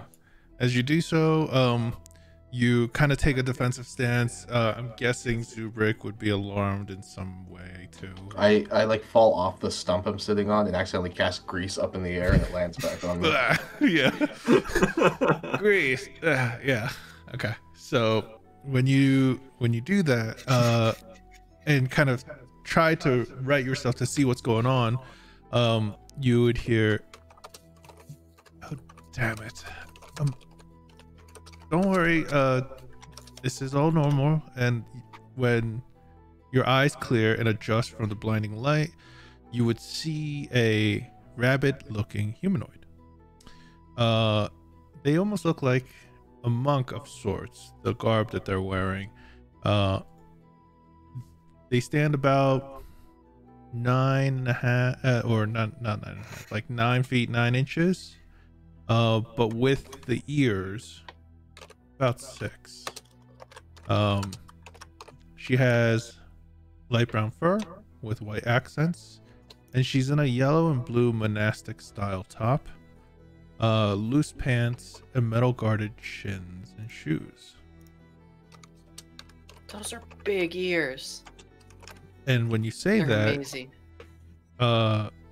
you would have never seen someone like her, like a person that's half human and half animal. The last person you saw like that, any of you, was probably Tingle in the werewolf form. Yeah. Like partial werewolf form. So she's like, you know, please don't be alarmed. I just made a little mistake. Can I feel your ears? I heard bunny ears are soft. Clover, stay back. Are you like, Zubrik? You're telling Clover to step back? Yeah. Okay. When you say that, she looks at you, Zubrik, and she's like, "Look, I could see that you're nervous. Like, I could literally, but no. Like, I'm just made a little mistake. Can you just tell me the direction towards Thera? I'm sure I'm generally should be close enough." Oh, we just left that direction. It's that way. Perfect. That way. And she looks, she's like, and great, it's dark. I wasn't planning to go for a long trek. How far is it? Oh, we just left the other day, so half a day's travel. All right, I book Did you it. teleport here? What was that? Did you teleport here? Yeah, sort of. I'm just here to visit some friends. Friends that I know, have known, and there. Is your magic innate, or is it learned? What do you mean? I'm more of a spiritual kind of specialist. Do you have a spell book, or are you... Oh, no. I'm no wizard or sorcerer, if you're asking. Be on your way. Actually, I was wondering if you don't mind, if I could stay here for the night with you all, since you all are backed, and I mean, I can take care of myself, and if it's too much of a burden to let me just sleep over in the corner over there, or wait until morning, then I understand. I go over to where Wander's sleeping and just like shake her. Hey Wander, there's a bunny person who wants to sleep with us. Can they stay? They wanna sleep with someone? No, they just want to stay here for the night. But it's a bunny person and I've never seen them before and I want to touch their ears. It's gonna be so soft. You can't just touch someone's ears, Clover. But can I ask them politely? No. Okay, fine. I'll open my eyes. Yeah, when you And- kind of like remove the tent flap, yeah, you see a person, a being that you've never seen before, like a type of person. It is I kind of heard you saying it was. I was trying to not to listen too closely, but it was like a brown Like bunny person. yeah, with the fur being like light brownish in color, with white accents in a way. That does sound adorable, to be fair. Do you have a name? Oh, where are my manners? Name's Willow, of the Særald clan. Okay, I'm gonna crawl out of the tent Mhm. and kind of rub my eyes and No, go over. hello. I'm sorry for the intrusion. I mean, It's fine. How did you get here? I just made a mistake, I guess. It happens every once She in a walked while. out of the fire. You Did I come out of teleported? the fire? Yeah. That's new. That's definitely new. Did you teleport here? Something like that. I tried to get to Thera. I missed by quite a bit. Okay. And now you're out of juice, teleportation juice to get to where you're going? No, to tell you the truth, it's quite exhausting doing this. And again, I'm capable enough to take care of myself and whatever this place can throw. However, nice being by at least non-dangerous people. You aren't all gonna skin me or, take me prisoner because I'm different than everyone here, right? I'm Clover. Nice to meet you, Clover. Yes, no, we wouldn't do that. I'm the Wanderer. I mean, I guess it's fine if you want to set up your tent or bedroll or whatever. We have people on watch anyway, so they can make sure that you won't murder us all. So, Valsira, yes. Did that Landrick fellow not mention someone named Willow? It's quite an unusual name. I think through the talk, you all would have heard like Willow was one of the members. I think with Errol and Lutar and stuff. I don't remember if we actually mentioned it, but if we didn't, You went down like a list of like who's not at the place right now. Oh, okay. yeah. I guess that sounds kind of familiar. Willow, do you know Lord Lanrick? Loston Lanrick? Yeah, I wouldn't really call him a lord. I mean, I wouldn't either, but he calls himself that. Yeah, I don't think he's ever stopped calling himself that. But yeah, that's actually him and Errol and Glutar who I'm gonna go visit, actually. Oh, what's Gulithar's deal? Like, does he have a girlfriend or boyfriend or other friend? I'm not sure actually. He's more like a dad. Always been. Gross. I just saw Toby mouth the words. Not the worst dad. What? I'm not gonna repeat it. If you want to say it later, you can. But goddamn, I was looking in the general direction where all of you are, and I just saw Toby react as soon as I said "dad." Is he a dad or is he a daddy? All right. Either way, yeah. But he's a real nice guy. Errol kind of mischievous, but I'm sure they've calmed down now that it's been what, like 5 years? I'm here to just drop off a gift. Okay. Well, I guess we're technically all we're co-workers now, since we're also doing a job for Lord Lanrick. Oh, he somehow wrap you guys into some sort of scheme of his? Unfortunately. Well, his threats are all kind of empty. So if he's threatened you with anything, don't believe him. Oh, no. Not that. I don't know. To be honest, I was against it. And it feels like months ago, even though it's just a day ago, so I can't fully remember why we agreed to this, but we did, so here we are. Money. Money. Yeah, I guess that's a good reason. Yeah, that's kind of the reason why I initially joined. Too. By the way, Zubrick, you've traveled across all of the most of the mainland before. You know, as a kid, and your parents definitely have traveled more than you, but you've read their stuff before. So I'm not even going to ask you for the check. I want to tell you this. Nowhere is it ever... your parents have never encountered hybrid beings like this, or beings that have such animalistic traits, unless it's like the werewolf kind of style stuff.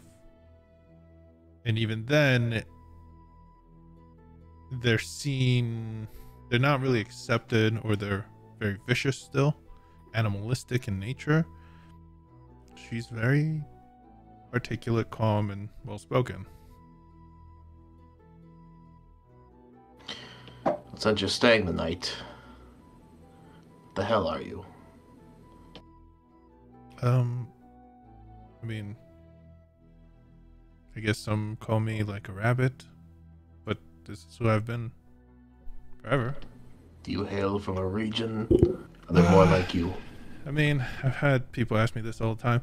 My answer is always this. I'm from Iralyn, and I'm sure none of you have heard of it. How do you spell that? Iralyn, Iralyn.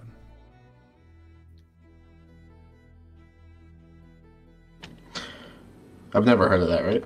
No, definitely not. And it's a big place, too. Why, Is that in this continent? Somewhere? I haven't really... I don't like being on ships, if that's what you're asking. And no, I'm not a castaway.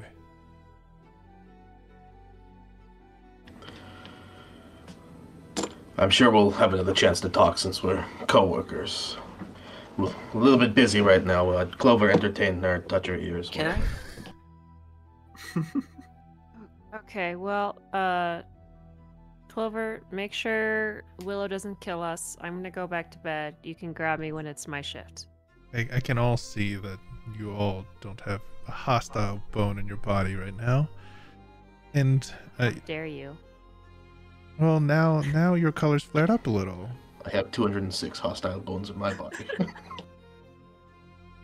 Wait, how many bones are in the body? I can't tell. 206. Okay, As per wasn't sure. hobgoblin nature. I wasn't sure if that was all of them or just some percentage of your bones that were hostile. The other half is. Okay, well, either way, you are a stranger, so whoever's on watch has to make sure you don't kill us. So, welcome and good night. Thank you. Good night. I'll be leaving at dawn, so some of you might not see me. We have some extra food if you'd like. Sure. What's We got available? deer, we got berries, we have some vegetables. Oh, I don't really consume meat No. too much. That's fair. Only on special We do have occasions. vegetables and berries. We cooked them last night. Wonderful. Well, here, here's and then she kind of digs into her pouch, like satchel. She pulls out like a few little wrapped things. These leaves look different than anything you've seen. They're large, massive, like plant leaves. When she unravels them, inside is like half a fruit that seems like it's nothing like you've seen. Colorful,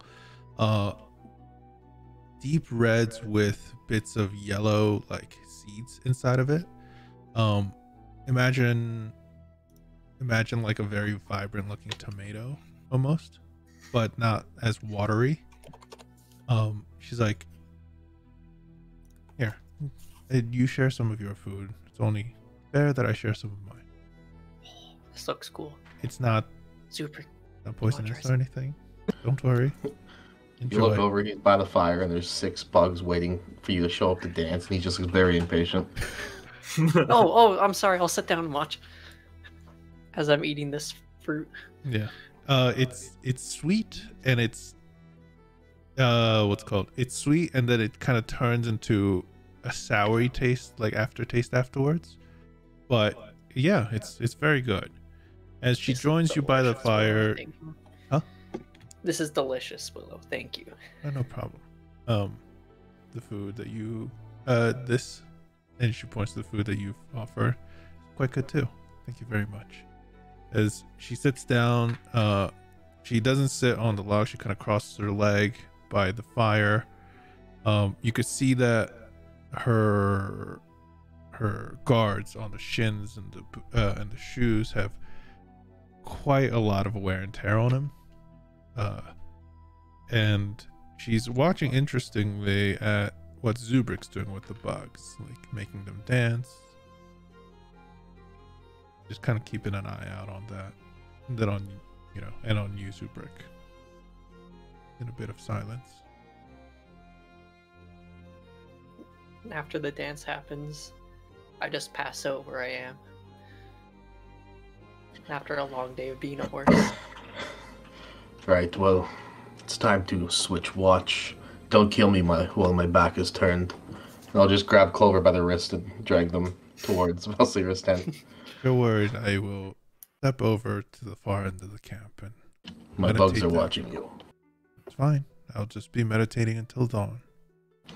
Alright, I'll go wake up Valsira and just partially drag Clover halfway inside the tent. Okay. Right. Clover, partially covered. Valsira, you switch shifts with Zubrik, and you would see Willow has kind of gone over to the side, like a little darker side of the camp, and just has sat down and has their eyes closed, but you could tell their ears are still moving and twitching to little sounds around you. Guess no one wanted to hang out with me tonight. You like some company.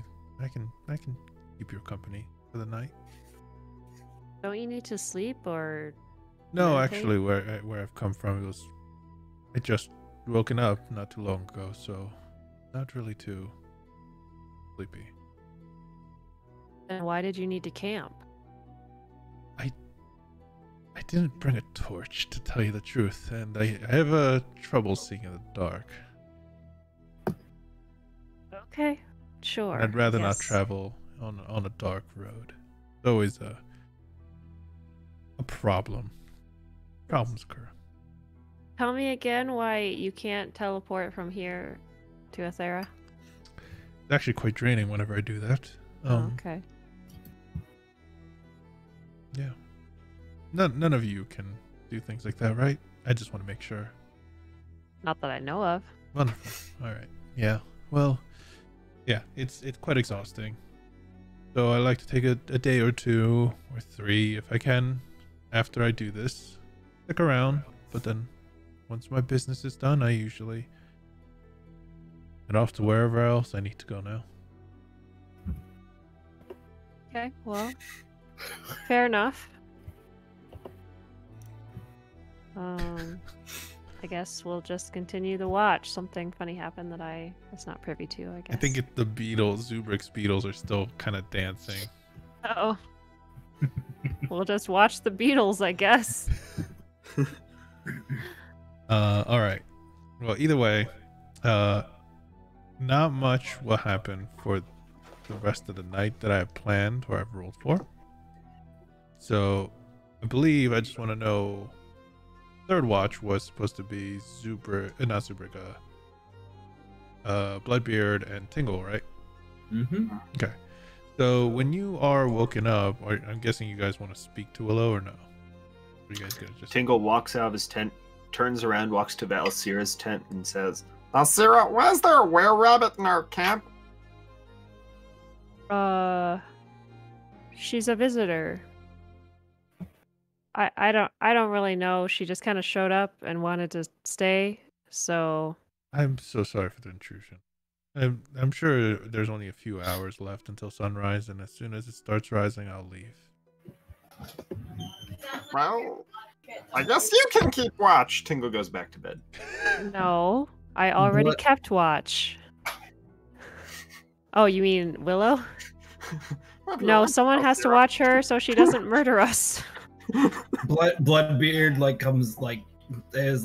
finally gets himself out of his tent and he's like, That's the biggest rabbit. Did you bag that rabbit? No, That's huge. she's a person. Oh. So it is. She's a visitor who might murder us, so it's your turn to stay up and make sure Willow or no one else murders us. I have no intentions of harming any of you. Most of you have actually been quite charming and kind to me. Well, yes, we are very charming people, but you're still a stranger, so Bloodbeard, your turn. I'm gonna run back into my tent before anyone can talk me out of it.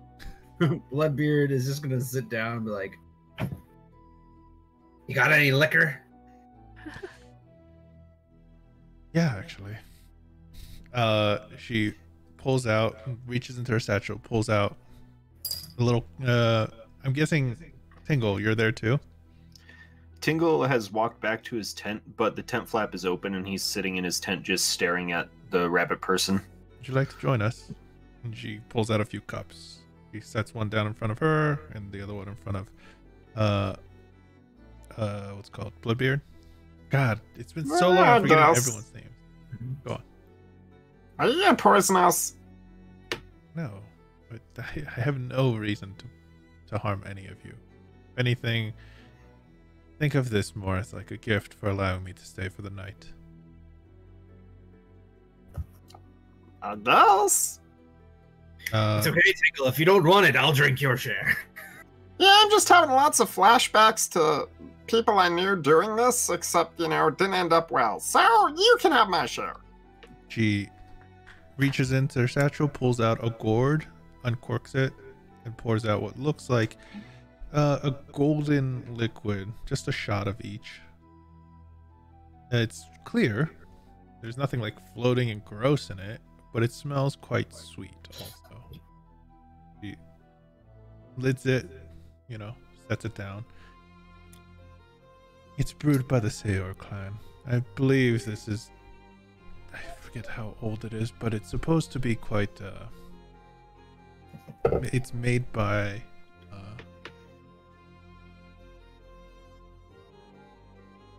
Thing up in a while. It's made by the great brewer Cassilius, actually. So I have no idea who that is, but It's- Never heard of him. it smells delicious. it's Bloodbeards. quite sweet and it's quite potent. So take your time. It's more sipping. You won't know until, like, if you down the whole thing, I promise you'll pass out before your watch is done. Ooh. I will sip this one, but I might chug the next one just to see. All right. Bloodbeard's gonna he'll partake. Yeah, little sips. Yeah, it's sweet. There's a very like strong honey kind of smell to it. However, after you take a few sips, it doesn't hit you for a while, but as you're talking to her and just kind of hanging about, yeah, it starts to come, and it makes the whole when you get drunk enough where like it's like whoa, like and the whole world tilts slightly. Yeah, it's that much already from like going through half a little shot. Like, I've got to say, you bunnies know how to make a potent brew. This would make even the most callous sailor blush. actually, this is from these are brewed from the Paeus, the Paeus clan. I just happened to grab some after doing a job for Cassilius. So, are they not bunnies? Are No, they they dwarves? No, dwarves. We don't have really dwarves from where I come from. They're big cats, I guess. It's the big. Is everyone where you're from like part animal? I guess mostly. I guess if you start excluding, there are a few humans, but they're quite a few in numbers. I would say, and you know, it's obviously affecting her too. She's like, wait, I have to have this thing up. Where is it? Did I not save it? Uh-oh. Oh no, I worked She was on. hit too hard. She forgot where she's from. Oh my god, where did I put this? I have like sheets of data. Oh, there it is. I put it in a wrong place. All right. Særald is full of big beasts. Massive. But I guess I wouldn't really consider the primordial titans any of the intelligent beings. I guess some see them as gods, but I think they're just big beasts that like to hunt just like the rest of us. That sounds terrifying. I mean, as long as you avoid their migration paths, you have nothing to worry about. Yeah, that sounds terrifying. When you say big beasts, they're not like big. Wait, what happened to the fucking... Hold up. Timeout. The cat. What happened to the cat? I was thinking about that as well. We never talked about it. I just Yeah. assumed we have it. Oh, I forgot about it. Yeah, I guess we'd still have it. I'm gonna roll to see if it just fucking ran off at the tavern and none of you ever checked. It's just been eating people in alleys for the past couple days. Call odd or even. Aw, Pete, don't do that to Huh? us. We Odd? were gone for months. Okay, it's Yeah, still we with don't you. remember. It's still with you. Don't worry. I'll say it's like it's kind of you're not sure if you should let it out of the cage too often, especially in like places If of you guys don't watch, I will let it out of the cage at any given time. yeah. Okay, we'll say that we had it with us. I let it have like a little exercise session when we got to camp. But And I know then you can talk to it every once in a while too. Yeah, So and then I put it back in the cage. okay. Fed it a ton of deer. Delish. Yes, it ate a No. bunch of the deer because we have 2 vegetarians who didn't eat their share. So I ate. Oh. Now, when you say large primordial beasts, you mean something like that? And Bloodbeard's gonna point over towards the cage. What's in the cage? It's kind of in the dark, so she can't really see. Oh yeah, it's like a cat, but not. It's big. It's big. It's got claws. I can't remember if somebody actually identified it as a dinosaur or not, but I don't think so. basically like a dino cat. She looks over. She's like, I don't think I've ever seen a beast like that. But why do you have it caged up? It's still nervous and obviously nervous and scared. Well, yeah, I can eat people. Lonesome, I think, and she's kind of, prattling on feelings in a way. we're trying to get it back to its family. It's not from around here. Oh, I see. Yep. And do you know where it's from? An island out in the seas that has big creatures kind of like it. I've heard about it. Out to the west, I believe. Unfortunately, I don't think I could take you back with me, little one. Doesn't work that way. Are you all going to be looking after it, though? Oh, I guess. yeah. I'll let it out of its cage a little more, I'd say. I mean, think it unless you trusts want you all to- enough. And We have a party member who's pretty determined to let it out of the cage every chance he gets, so yeah. I mean, unless Supervise less. it would probably be safer for it if you took it back to Lost and Found until we figured out where to put it. But I mean, I'm headed to Lost and Found. Do you want me to bring it? I know Lost and doesn't want any more pets, but I'm sure Gulutar. That seems perfect. Take it to him. yeah, I was about to say, honestly, like, not for nothing, we need to get a ship, and we're doing the job to get some money. I know some people that might be able to help, but I almost forgot it was there in the cart, even though I was sitting next to it the whole day. I feel like I'm not going to lie. If something terrible happens to that little cat, I think I might cry. And these people can't see me cry. I mean, there's nothing wrong with letting your friends, see you shed a tear. You know that, right? All right, so I'll cry in front of Clover and the Wanderer. Got it.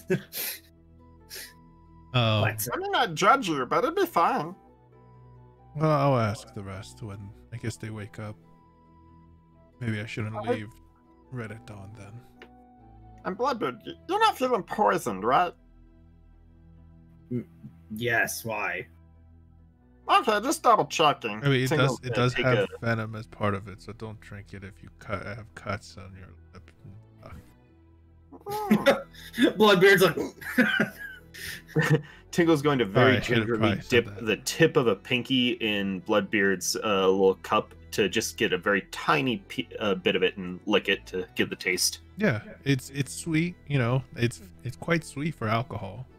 But there's nothing like special about it other than the fact that apparently it's very, very, very strong. You know, Bloodbeard, as my gift to you, all of your alcohol can now taste like this. thank you. No problem. I was going to say something. I got distracted by thinking about the cat. Relatable. So what do you do for Loston? What's your... Nothing anymore. I used to be with in a little group like yours, but with some of my own little friends. Arrow, Glutar, Nessus was with us for shorter than I was, but Rilum, yeah. Why'd you leave? I mean, people have things to do, and eventually there was a different calling for me. Nessus left pretty quickly after the others didn't return. Okay. I think Victor not coming back kind of caused her to leave first. You cut out, Peter. Victor not coming back caused her to leave first. I'm not hearing anything. Hello, testing. I thought Your sound's out, Pete. You know, did you do something? You're good now. Back now. Okay. Well, you didn't do anything. Yes. I mean, Nessus left pretty soon after we realized there was no way to get Victor back, or any of the others at least back. Well, it's good to know that you left because of terrible things that happened, and No, not no. because It was Lanrick was a terrible boss. No, it was just her. Lawston's fine, actually. When things are going well, he can actually be nice. But, you know, people have their separate paths to go sometimes, and that's what happened. I think Errol and Gulutar have found a home in Athera, which is nice. Rillen went off to, I believe he went south, from last I heard, but that was years ago. Somewhere towards Nasera, I believe. And yeah. For me, something else came up. I had to go back home for a bit. So I meant more like, what's your, like, do you shoot people with spells? Do you stab them? No. That was all good information. I try to, you know, beat the ever living shit out of anything with these, and she kind of pats her shin that are clearly like metal guarded. Such. Pretty capable. Tingle's a little intimidated by the muscles. Capable hand-to-hand fighter. Well, maybe if you're ever back in town and I established a working relationship with this Lord Lanrick, you'll have to teach me a few things if you know anything about throwing punches. I'm a bit of a bar brawler, but I can't say I'm exceptionally good at it. I can always teach you a few things. If you're looking to learn from someone, I guess someone of the guild now. Previous member of the guild, I guess. I'll be glad to teach you. But I don't think I'll be sticking around Thera for much longer. I have other places I need to be. Same. Do you have like a mailing address he could send something to you? No, but I think I'll be free in about a month or so. Where do you all have a place you usually call home? Maybe I can find you. Alright then, how about this? Give me something personal. I think I should be able to use that to find you all. If I have the time, that is. Doesn't have to be anything expensive. Bloodbeard, give her part of your beard. Please, no hair and stuff like that. That's unnecessary. It's literally part of his name. It's the most personal thing he has. I was going to get a flower from Clover, but that will probably die. She's like looking around on him. Let's see. I got this ring now. No. Need the armor. Chains. I really don't have much of worth on me, to be totally honest. Oh, well, this is a weird one. You see, he has a belaying pin on his side. He's like, I could give you this. It's kind of the last most personal thing I have. As long as it's personal, it should be fine. Yeah, this is from my old ship. I mean, if you'd rather not part with it, I understand. You might find lost and found every once in a while. Yeah, we could just pull off a Clover from Clover's head. He probably doesn't even wake up from that. Yeah, but won't it deteriorate after a while? Like flowers do. Hold up, I'll be right back. Bloodbeard's going to go to wherever Clover is and stealthily just pop a few clovers off. I'm guessing Clover's out cold. Oh yeah. Yeah. Long day of being a horse. Ooh. Pick a few flowers. The sugar crash. Yeah, I'm just out. They'll wake up and be like, "Why do I have a bald spot?" You. Bloodbeard kind of like stumbles back, like, "All right, here you go, eat them." All right. She pulls out like a little piece of paper and folds it in between. Or she pulls out a journal, basically. Puts the clovers in. Well, look at that. Sun's already rising. As eventually, when you all start waking up, Guess it's time to finish this. you would, yeah, you down the rest of it. She's like, you're gonna definitely feel that. She, as you start waking up, you would all see that she's still there. I'm gonna kind of quickly move on from this part a little. Sure. She will ask if you want her to take the cat back to Lost and Found. Yes. That she will have Gulutar personally take care of it, if anything. Bloodbeard votes aye. Ah. And Emilio, you can react to this big bunny being later. Are we awake now? Yeah, you guys are going to wake up and she's still there.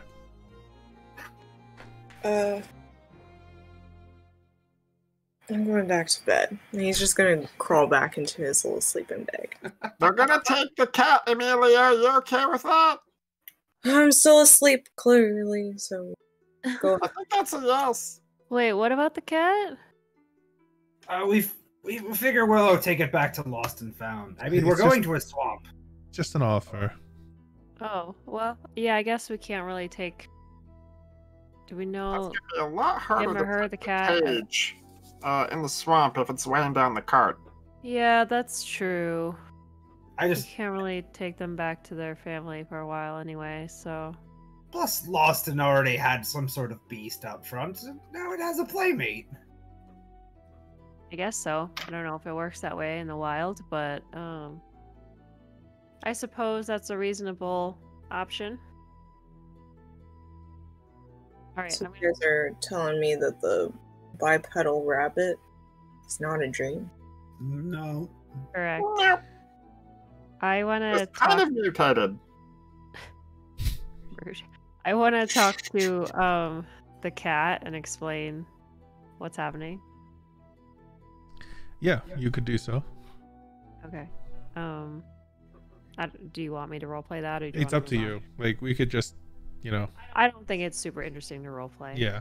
So we can move on. You explain it to the cat, which helps it understand that it's not just being sent away for no reason. I don't want you anymore. Yeah. Don't want you anymore. It's not that. Yeah. Very much. Yeah. But we can't keep him safe as well as Willow can at this time. That's fair. I'll make sure Gulutar takes good care of. What's its name? You guys give it a name? No. I mean, we asked it if it had a name, and they never really said, so we just Yeah. never gave it a name. He said, "What is name?" So that wasn't very helpful. Well, it doesn't, that means you can always give it a name. What name do you suggest? I don't know. I mean, it's your group's pet, right? I don't think it's in- Okay. Is it? Do we know if it's a boy or a girl cat? I'll say it doesn't matter. Okay. The cat's name is Dash. Dash. Dash it is. So eventually, he bids you all farewell. Sprints off towards the Thera. You all, having had a weird night, by the way, Bloodbeard, you would pass out. Oh yeah, Yeah. Bloodbeard. Bloodbeard is already taking down his temper and just thud. I think Bloodbeard might have found Zubrik's stash.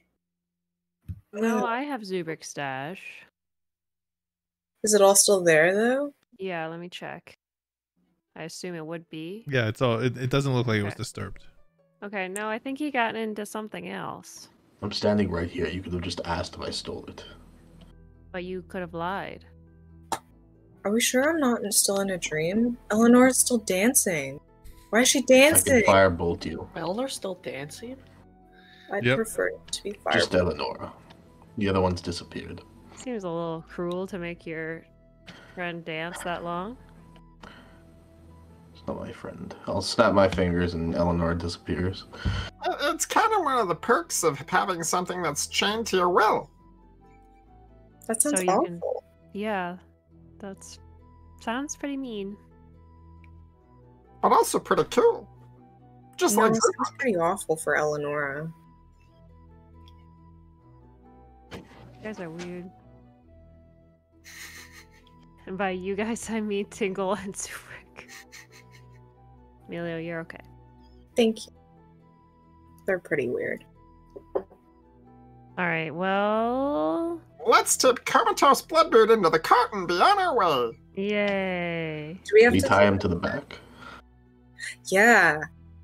Dragon. Tie him to the back? Dra- What, and drag him? What do you mean? Yeah. I'll wake him up. Oh, We get God. drunk at like 4 a.m. He'll lose a lot of skin if we do that. Yeah, let's just toss him on the cart. I mean, we could be tie fine, I can his heal body him. to the cart, and then we could just drag his feet, because then he'll just have really bruised He feet. always talks about hazing. He's a pirate. We can haze him on land. Yeah, we just agreed it was cruel to make your bug dance all night, but you literally want to drag Bloodbeard behind a cart? That was a free will situation. This is an asshole who constantly costs me money situation. God. I'm just gonna try to heave him up myself onto the cart. I don't know if I can. I don't know how much he outweighs me, but Give me a strength, an athletics check. Let's just say. Guidance. If I'm not allowed to take drugs, he's not allowed to get drunk in the morning. You know what? He's got a point. And I'm certainly not going to teach him anything, so he's just going to have to deal with it himself. well, Yeah, it's you can eventually get him, but it's a long process, like propping his legs up onto the side of the cart, then getting We all on the just cart and then watch like pulling him up, like yeah. Occasionally, we hear thuds as you misbalance part of his body and his head falls onto the Yeah. cart. well, look, Zurich, I never said you weren't allowed to do drugs. I just wanted you to share. And I did. You have more than I have on me at all. You Yeah, shouldn't have any of but it. the difference is I'm waiting for a time that would be good to do them, not just all the time. Yeah, she does What it was wrong? recreationally. What was Yes. wrong with the last couple times? Nobody told me we were heading into danger. We went into danger while I was high. You were all participants bringing me to the danger. If Danger can anything, this happen. is all You your don't fault. use it for a good Oh, he reason. has a point. That was on us. Let's just go. All right. Silent cart ride as you guys have just had a feud, and yeah, like and Mm-hmm. as you're directing the cart closer to Agaris, the forest line along the sides kind of thins, but as you get closer, eventually as the day is starting to pass, Bloodbeard, you can wake up whenever. There's a kind of foulness in the air.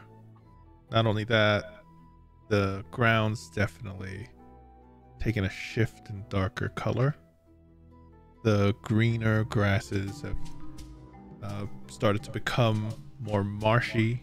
The peat underneath kind of sinking in slightly into the wheels as the wheels rotate. So yeah. Is this a marsh? I think we're heading into it. By I the don't smell, like it. yes. It smells terrible. The ground is squishy. How bad's the mud on the wheels of the cart? It's clinging, but not too bad. And not only that, there is still a slightly elevated path. Elevated enough that it's like not fully mud, peat, and swamp. Every few minutes, Tingle will lean over the side of the cart, and out of his armor pops a little mechanical spider with a squeegee that'll go down and clean the wheels of the cart Okay. with prestidigitation. Yeah, you're just like trying to get rid of a bit of it, which is helping, you know. Just keeping it from clinging. Good call. Yeah. It's odd because not many people are coming through this way. Like you would have expected, like along the other route heading to Ethera, you passed a lot of different merchants and people and convoys, but this path, there's almost nobody on it. Luckily, at least the path is slightly elevated enough to the point where it seems like it's travelable. You can see that there is kind of a tree, you know, there are a bunch of trees, but enough open space that it's easy to look through for quite a distance. But that starts to shift as the spacing in between them start to get closer as the deeper you get into this marsh. And this is towards the end of the day, so unless you guys want to do anything specific and have, you know, talk to one another and such, I'm gonna continue on with the story. How All right. clear is this? Yeah. How clear is the sky? It's a little hazy, cloudy with there's a bit of a fog that's kind of rolled in now at this point too. So yeah. All right. So as you're traveling along, you would see that with the vegetation, it's not like high, tall grass anymore, but you could tell that if you stepped into the deeper parts of this marsh, water could probably come up a bit higher than you'd like. There are a few, you know, thick patches of grass kind of sticking and living above the water, but overall if it wasn't for this elevated path, it would be very hard to traverse or annoying to traverse through all this. That looks horrible to walk through. The only thing is where to find like where can you guys camp out unless it's on the road itself, you know? As you're traveling, the sun's already beginning to set at this point still. So like it's just now that it's setting, the worry. Hey! Juno. Don't bite the cable for the mic. She's just chomping on it for a while. I'm like, what is she chewing on?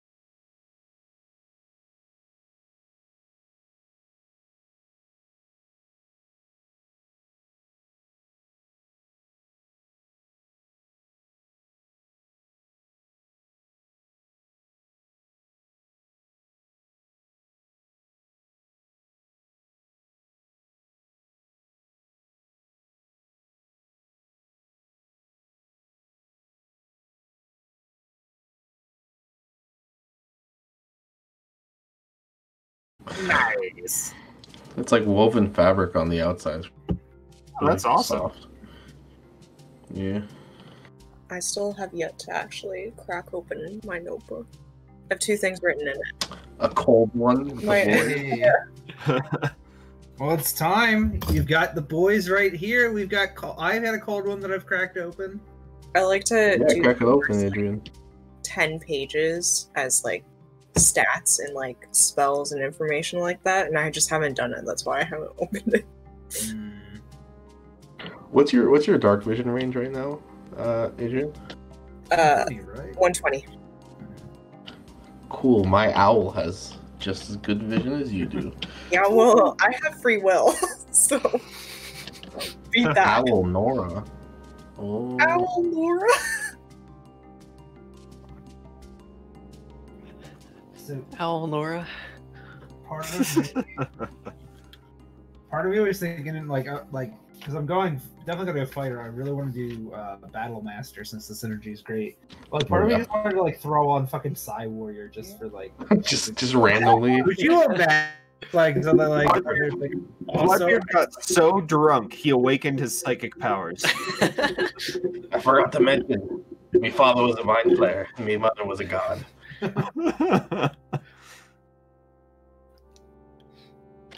Oh, What a you know. flappy kitty. some of these whatchamafaceit, some of these maneuver options are pretty fun. Mm-hmm. Yeah, playing a Battlemaster in my other campaign. It's really fun disarming people over and over again. So fun. The new Battlemaster options are cool. There- Yeah, there's the sweeping one where you can hit 2 people at once if you roll past both their ACs. And then what's the other one? Ambush is really good. Yeah, I was looking at ambush. I like bait and switch is fun. That was really good You or too. the other creature gains a bonus to AC equal to the number rolled. And part of me was thinking that once Bloodbeard gets to a high enough level where he gets another fighting style to throw on blind fighting. Ooh. That was really good too. They're all pretty decent. Yeah, I'm a big fan. Because I was thinking, I think my favorite, but I think it's still UA. I took Interception. That's amazing. yeah, All right. It's still UA, but the one I'm thinking of is the one where you get like infinite opportunity attacks. Tunnel Fighter, the one they're never gonna approve because Yeah. it's broken as fuck. All God, right. like, what a fun way to fuck the action economy. Just use your reaction. I gave that feat to one of the Deep members. They fought earlier. Oh my god. We're back. Hey. Okay. So, Clover, Yeah. it's pitch black for you. It's terrifying. You know? Being like, because with Zubrik's suggestion of keeping the lights out, it's being out in the wild, hearing all the sounds and such, and just you barely can't see anything because even the moonlight's gone. And not only that, the fog has set in. They're like thicker, so it's harder to see for all of you. But in the distance, Clover, you see a flip of light, and it shines, Oh. then fades. Oh. Comes closer. Again, a little bigger this time because it's a bit closer. Shines and then fades. And then by the time you notice it the second time, the rest of you see it. Most of you would see it and point it out that there was a bit of light there. I think I've heard about these before. I think they're called Fireflies. Then again, brighter light. This time a little closer to your cart, maybe like 100 feet away. Can I roll perception? Yeah, you would probably all see it. It's light and complete darkness. Is it a small It's size? tiny. Like a firefly? Okay. Yeah, it's I think tiny. we'll Maybe hand, bigger than Zubrik fire. Huh? a little pamphlet with glowing writing on it, spelling out how to identify Griblies in the night. Ribley? Okay. Oh, that's a 9 with advantage from the owl. Plus, Okay. it's a 10 total. Yeah, I mean, you would notice it, but you're not sure what's causing the light. It's I a don't think your owl can read Zubrik. not only that, when it's on, when it like lights up, it's moving oddly. It's like kind of weaving through between blades of grass, and kind of dimming out, fading. Fireflies. Is it close enough to the cart to grab one? No, about 100. It's one source of Oh, light, it's just one. and it's about 100 feet to the right of the cart. Keep your guard up. This is weird. Tingle's gonna press a button inside his armor, and the plates are going to bulge a little bit as the metal thickens, and Okay. he gets temporary hit points. Are Okay. fireflies dangerous? They're not that big, and they don't shine that bright. You would hear, Maybe it's just a big firefly. all of you would hear at this point, young lord, young lord. Okay, no, you're right. It's creepy. I don't like this. As you all are continuing on, again, it blips out, and then this time closer, about 60 feet. Can I You're whip a traveling pretty firebolt slow. You know, just- adjacent to it? Huh? Can I whip out a firebolt adjacent to it? Yeah, you let out a firebolt pretty close to it. It splashes into the water and fizzles. And when you do that, it seems to just kind of fade away quickly. The light goes blank. Alright. Problem solved, I guess. Then it Yep, all the appears. day's work. Hey, Zubrik, Wait. that thing was asking about a lord, right? I believe so. Lords are rich, right? We're in a swamp, Tingle. And if a lord is dead in a swamp, who knows what happened to his stuff? We, By all means, go look. we see it. Loki. I'm just saying, we could maybe ask one of those things if they show up again. Hey, where's that lord? Then you would hear as it lights up again. This time about like 40 or so feet, just ever closer still. Run, run, young lord. Okay, can I do a nature check, I guess? It wouldn't really be a nature check. I guess if anything, Would I know? you could give me an arcane or a history check, any of you. Okay. I really don't like this. And I'll do Oh. history. Val, All Wait. of us or any of them? I think I need to see Could I you for do- it to work. Can I do religion, Pete? Would that work too? If they're close enough, I'll say you can do it. And religion, See. no. I cannot history or see. I can't see anything. history or arcana. Sorry. please. I rolled a 1 anyway. Be our okay. It's the same modifier for all of them. Okay, yeah, I mean roll either, I guess, so that's fine. All right, Zubrik, you would definitely remember what this kind of thing can be. It's either give me a sec. Either a spirit of some kind, or most likely, it's a will-o-wisp. You're gonna fall, Loki. What are you doing? I don't believe it's a firefly. It's talking to us in common. It's probably some sort of apparition, or if we're unlucky, a will-o-wisp. don't You like know, that. will-o-wisps can be maleficent, but there are rumors, not rumors, there are stories of where they are, it's more like spirits also, where they have unfinished business and there's something that they want done, but they can't even take form because some other reason, usually their body isn't there. I will let. Can everyone come to the back of the cart? I'll just bolster everyone for a little bit. So you're gonna 5 take feet. like, Right, there's no room. I'm gonna cast aid twice. Oh, Everyone gets their HP increased by 5. so your maximum Ooh. HP increases by 5 for now. Make sure you reduce it Never. later. But either way, Oops. yeah, you do that. keep your wits about Everyone you. has that. Hey, Zubrik, This could be- if it's a spirit that's telling that it wants its young lord to run, then we could tell it that we're the cart to pick up the young lord, so it should take us to him. or we show up and there's a bunch of undead there to kill us. Messing around with spirits is never a great idea. Yeah, I don't think we should try to con a ghost right now. Yeah, But I no, want money. I'm with Bloodbeard. It's not always about money. Sometimes it's about staying alive. Yeah, but there's 5 of us, or 6 of us. We're in a swamp where this thing lives. There could be hundreds. You must mean, run so you can live. I don't like this. You could say the same you- thing about the vault. There's 6 Can you go away? You say Doesn't you're mean it's saying good. that out loud at it. Who are you? We're the cart to Doesn't pick know up you. the young lord! Shut up. Dear gods. I'm so sorry. That was really funny. I just imagine Tingle just shouting that and everyone like pulling him down into the cart and shoving shit in his mouth to try to shut him up. Tingle, this is clearly a hot situation.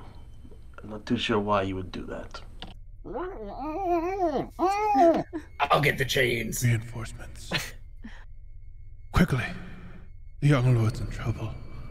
As it, this time, you see it, instead of approaching you all, it stays lit and moves further away. Maybe it just needs help. No. I've had it where spirits called for me for help. I'm not helping a spirit in a dark swamp. There might be I guess not quicksand, but something like it. And we'll get stuck and die. Could we wait till morning and see if we could? No. Okay. We need to keep going. I'm with Clover on this. I feel No. like we should Out the wads in his mouth. We were gonna camp soon anyways. We're not gonna camp with this creepy ghost. Okay, you guys We'll keep camp moving away forward from then. it. I'm gonna send Eleanor to it as we're kind of moving forward. Okay. To see if there's any more around or anything. Okay. You guys are traveling pretty slowly during the dark right now. So as this thing's leaving, you send Eleanor flying from kind of tree branch to tree branch. And when you're looking through her eyes at the situation, you could see the light. And when it comes to a stop, it kind of comes to a stop around what looks like a cart. A singular building frame. Like there's walls that have toppled over and this building has been gone for a while. A abandoned like campfire of sorts. Look And fresh. it doesn't look fresh. And not only that, the cart looks like it's been crushed or like heavy damage. From what you can tell, a door's been ripped off. Part of the roof and the ceiling has kind of like been smashed into the cart. There are a few weapons kind of laying about near like slightly elevated bits of dirt, but no bodies. I am telling everybody this as I'm flying around it. And you're trying to keep an eye out to make the best visual kind of look at the place, so you can see, if there's any bodies or undead about, right? Can we check this out in the morning? I think we should check it out. I think we should too. Be safer if we waited till daylight. Safer Okay. for you guys. Right now, with the fog, all of you with dark vision can probably see about 30 feet still anyways. So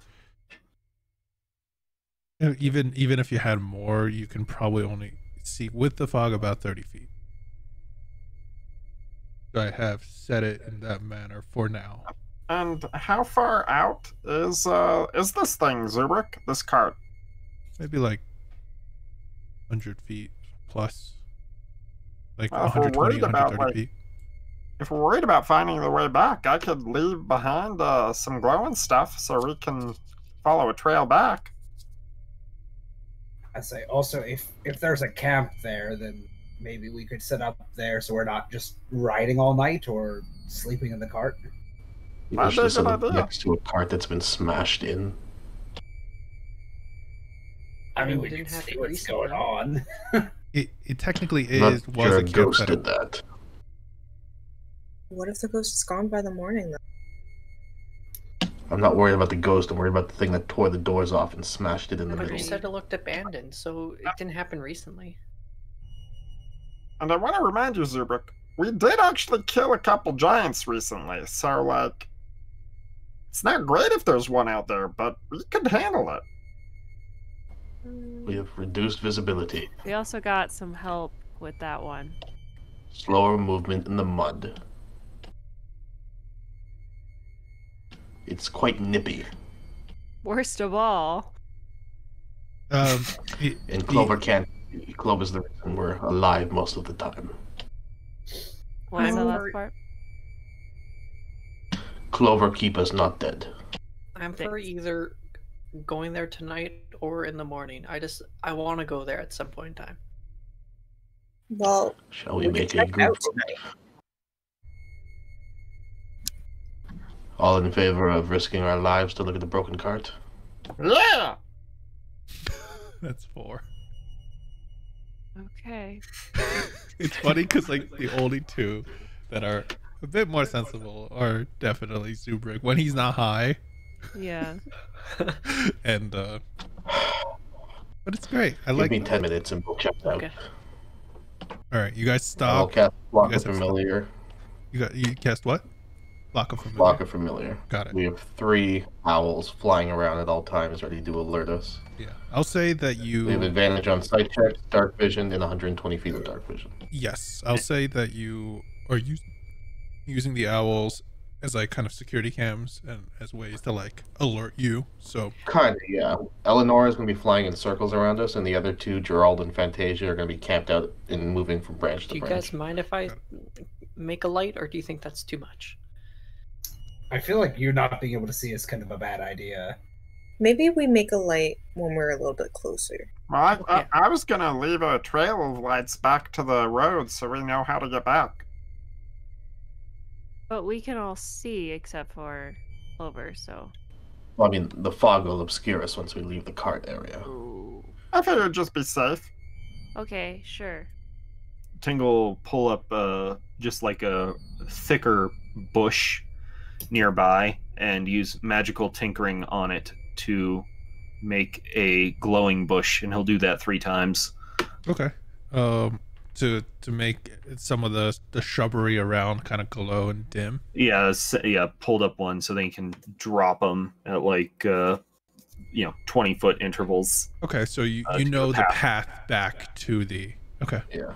How's the visibility, Pete, for like looking up? Like, is the fog at like our eye level? Oh or no is no! The fog is maybe like 8 feet, and like before it starts to fade more. So like the owls above can have a good sight of the whole layout. Okay. They So from just can't see too well onto what's on the ground, too much. For you all, you can see about 30 feet in front of you before it gets way too hard to see.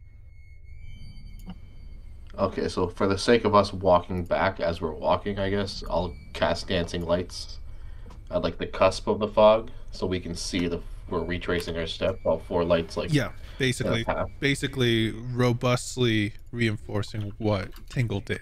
Yeah, You're not going to move pretty them. much. We'll say you won't move them, so it's just there. Because it's about 100 feet, giving you about 20 feet so you can see one from the other for sure. Got it. So, if that's the case, I'm going to take you to the map. That's okay? Yeah. I know, it's been a while since we had a map. Yeah. Map time. All right. Can you spell map? Can you spell map? The... I'm the map. I'm the map. That is the map. This is the map so far. Oh, I haven't watched. In front of you, you would see a tree. I'll say it's like a broken stump. There is the wisp has disappeared at this point. So it's dark, but you know the general area, and I'll say the general area is more here. So That's where you saw the cart around. At this point, you would see this happen where the wisp appears, lights the way, and then moves like this, and then disappears right here. Any of the deeper, oh, sorry for viewers. That's what they saw, and the wisp made that weird trail that they saw, that you see on the map now. But any of the lighter shades of brown is elevated that when you walk, yeah, you're gonna, it's still difficult terrain, but it's not like wading through any water. Any of the darker ones are basically mud, and you might get kind of caught in it. You might have to give me a strength check to like come out, like pull your legs out of it if you're going too deep. Okay. So keep that in mind. So feel free to explore how you see fit. I can't see anything. Someone lead me. Do you will want take to? over. Are you gonna create a life for yourself? Not yet. Okay. Every few feet, a mechanical spider pops out of Tingle's armor and just cleans off his boots Okay. as he's walking. If everyone stops real quick, I will give whoever Tingle is, not Tingle, Clover is gonna stick to, I will give them a little source of light so Tristan can at least see them in the map. So who is Clover sticking to? I said I'd take the My dancing light speed. Amelia. So they're not spawning when I use it. Yeah, that's why I said it's leading to the cart. This is about 100 feet out. So this is the other side. Oh, okay. And let me give Emilio a bit of light here. I'll do low light, 5 feet. Dave, you should be able to see that, Clover, right? I can see Emilio. Nice. So wherever Emilio moves, you stick near, and otherwise feel free to explore. I'll try to keep everything in the view. And how far are we, like, at this exact spot from the road?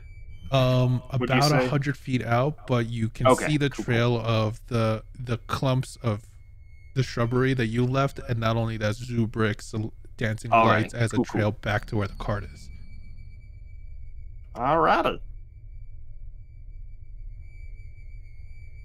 Okay, Emilio, as you come this far, your legs or your feet are kind of like sinking into the mud, and you're kind of pulling them out. And as you do, you notice at the edge of your vision, there's a horse or something, a large beast that's fallen over. Yeah, it's like on its side. It doesn't look like what it does on the map. It's on its side, from what you can tell. Okay, can I... If I move here, will I be out of the mud? No, you're going further in. Just keep going left. Alright, I'm just gonna warn Clover. That's all muddy. Yeah. Okay. When you start getting closer, there's a smell of rot and blood still. Ooh, that is one dead horse. Yeah, and the first thing you would notice as you're getting closer is that it has no head.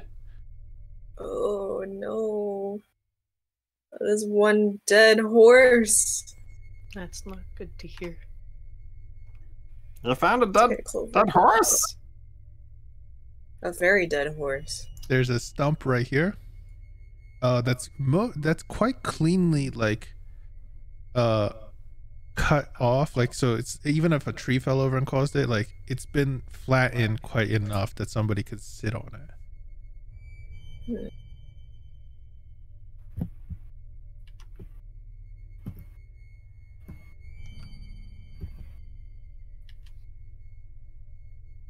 Bloodbeard's gonna walk along the tree Okay, so he does not fall in the mud. good call. Tingle, you're wading through the mud. It's like, it sucks. I'm really glad my armor is sealed right now.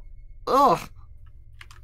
Emilio, when you get over there, this is the remains of what looks like the house and the campsite. There is the remains of a campfire here, and you can see a bit of the cart that Zubrick mentioned up here, and the remaining walls of the foundation of the house.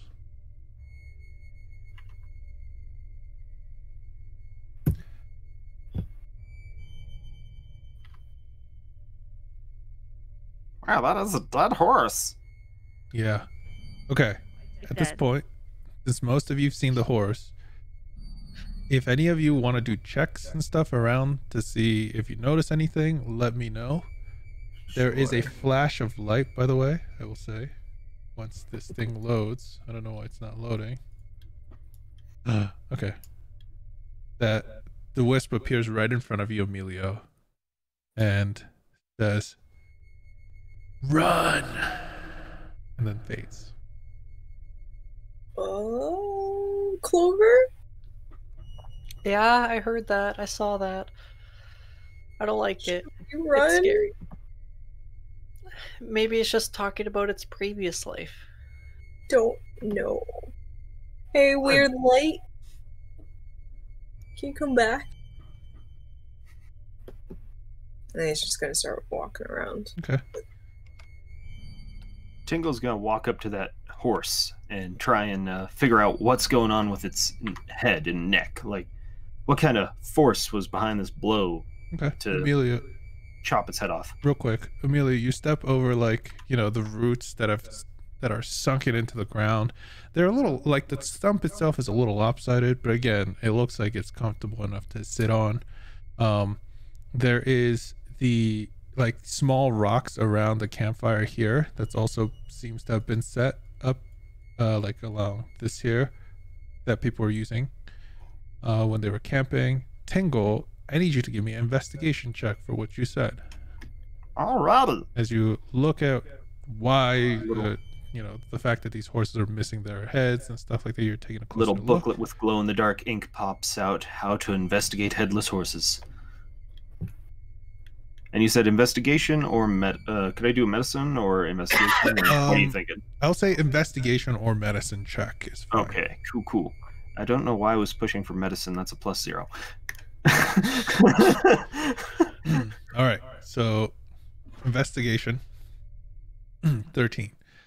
Yeah. The horse's head is gone. You would see that there are no arrows or slashes or cuts that seem like to show that they were attacked. But the one thing you would notice is that there's a large gash along the body of the horse, like the main body, like kind of from its chest area to its stomach. That's Like what its underside? Yeah, on its underside for both. Both of the heads of the horses are missing, and both of the cut, you know, exist on both. And other than that, you're not sure how long they have died though with your check. Hey guys, this feels weird to say when I'm not in some kind of ruin with lots of traps, but I guess look out for like bladed traps popping out of the ground, because I think that's what killed this horse. A trap or a blade? It's some kind of blade that hit its underside, and I don't know of anything else that would pop out of the ground with a blade. Okay. You would see, I would say you would all see like tear marks and stuff like that from whatever creatures must have scavenged a bit here and there. Do you But- think this might be doing of the red caps that we saw earlier?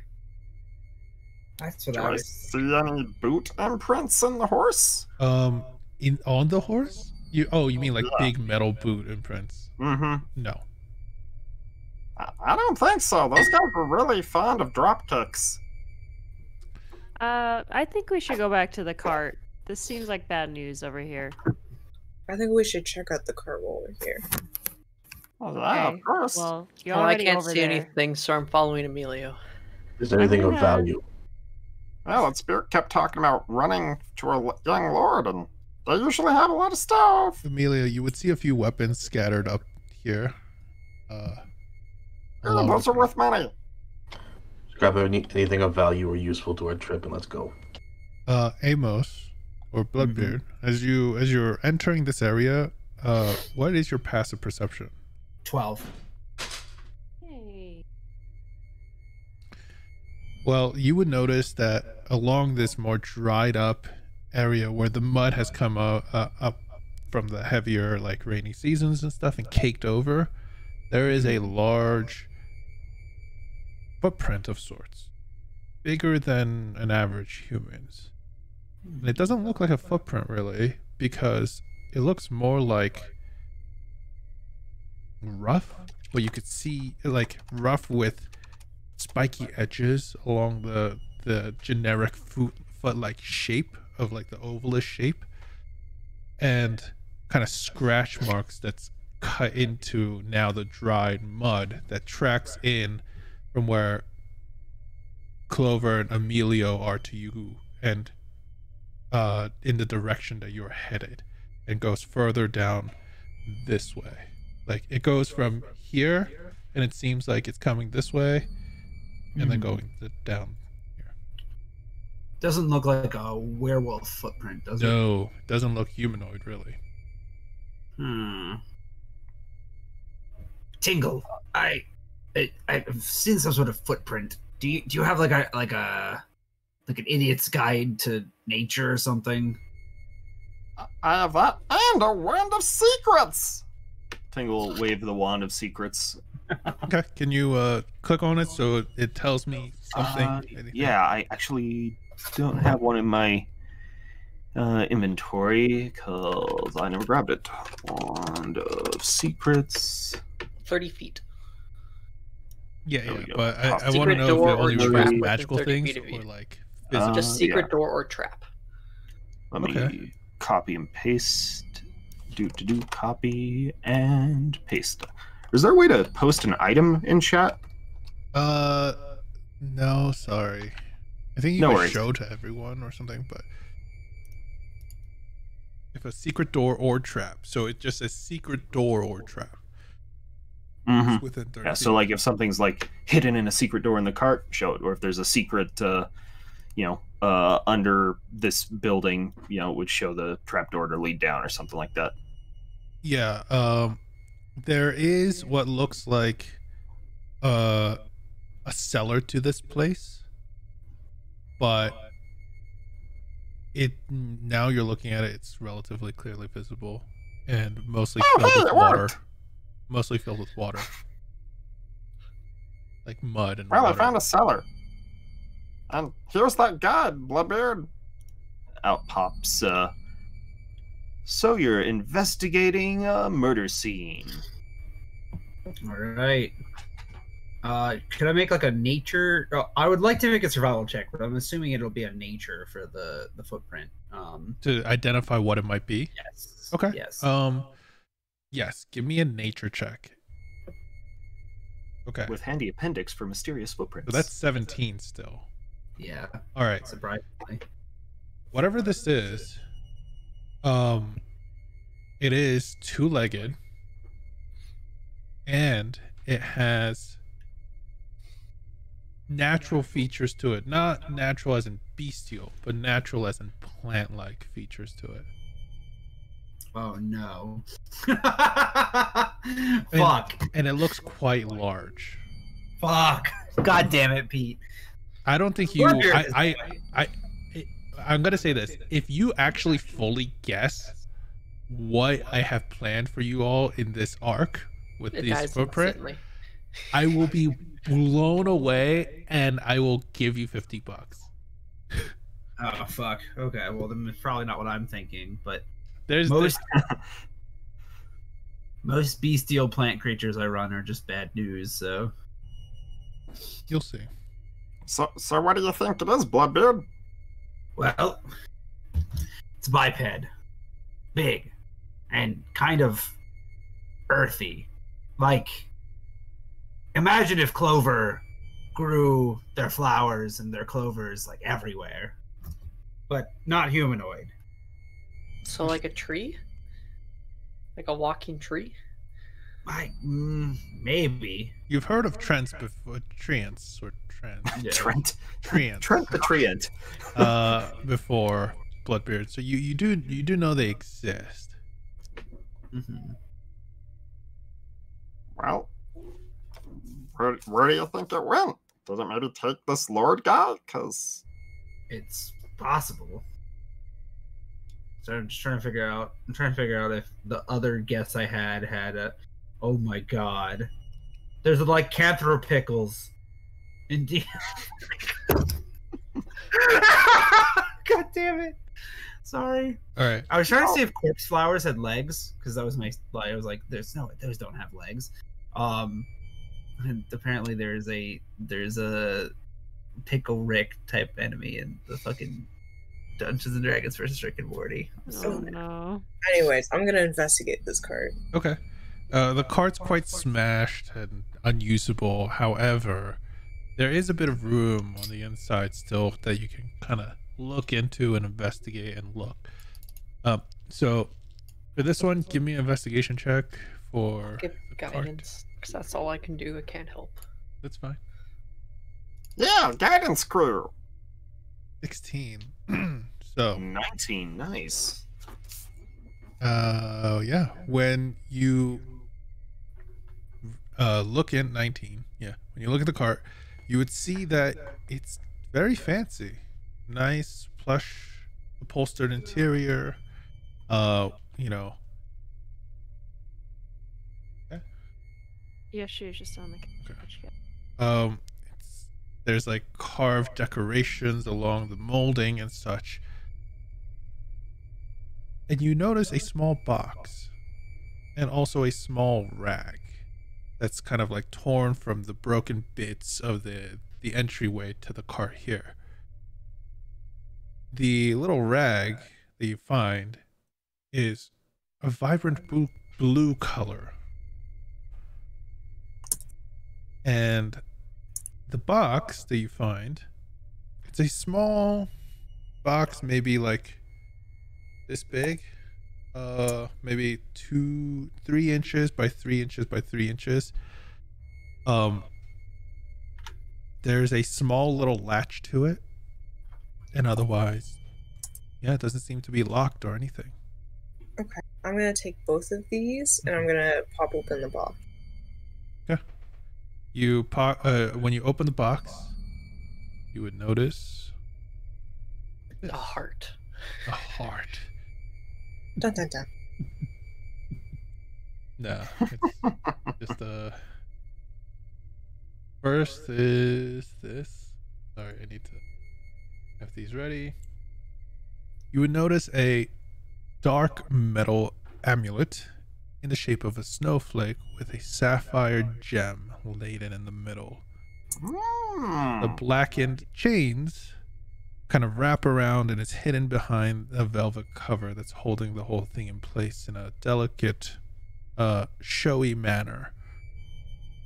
There's something else on top of it though that kind of almost flaps and flutters out of your hand and grasp, but you manage to catch it.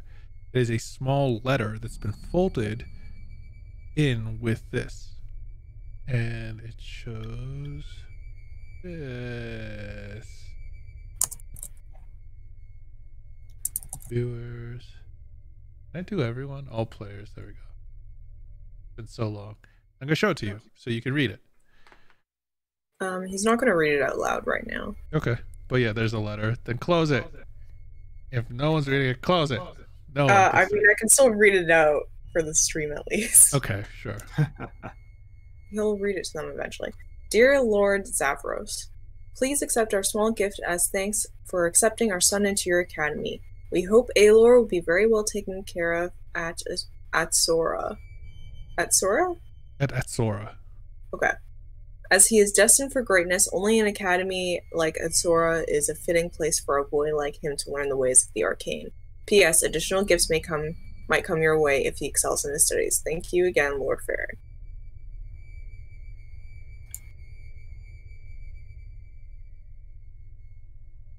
So yeah. Congratulations, Emilio. You're halfway to being a real grave robber. He is putting the amulet back in the box and tucking that away because he doesn't want to show the fucking greedy-eyed gnome over here just yet. No, it's your first take. That's a special thing. You mind your own business. Okay, so you're shouting now, right? You kind of shout that back at him? Yeah. When you do, Clover, Yep. the roots beneath your feet rumble.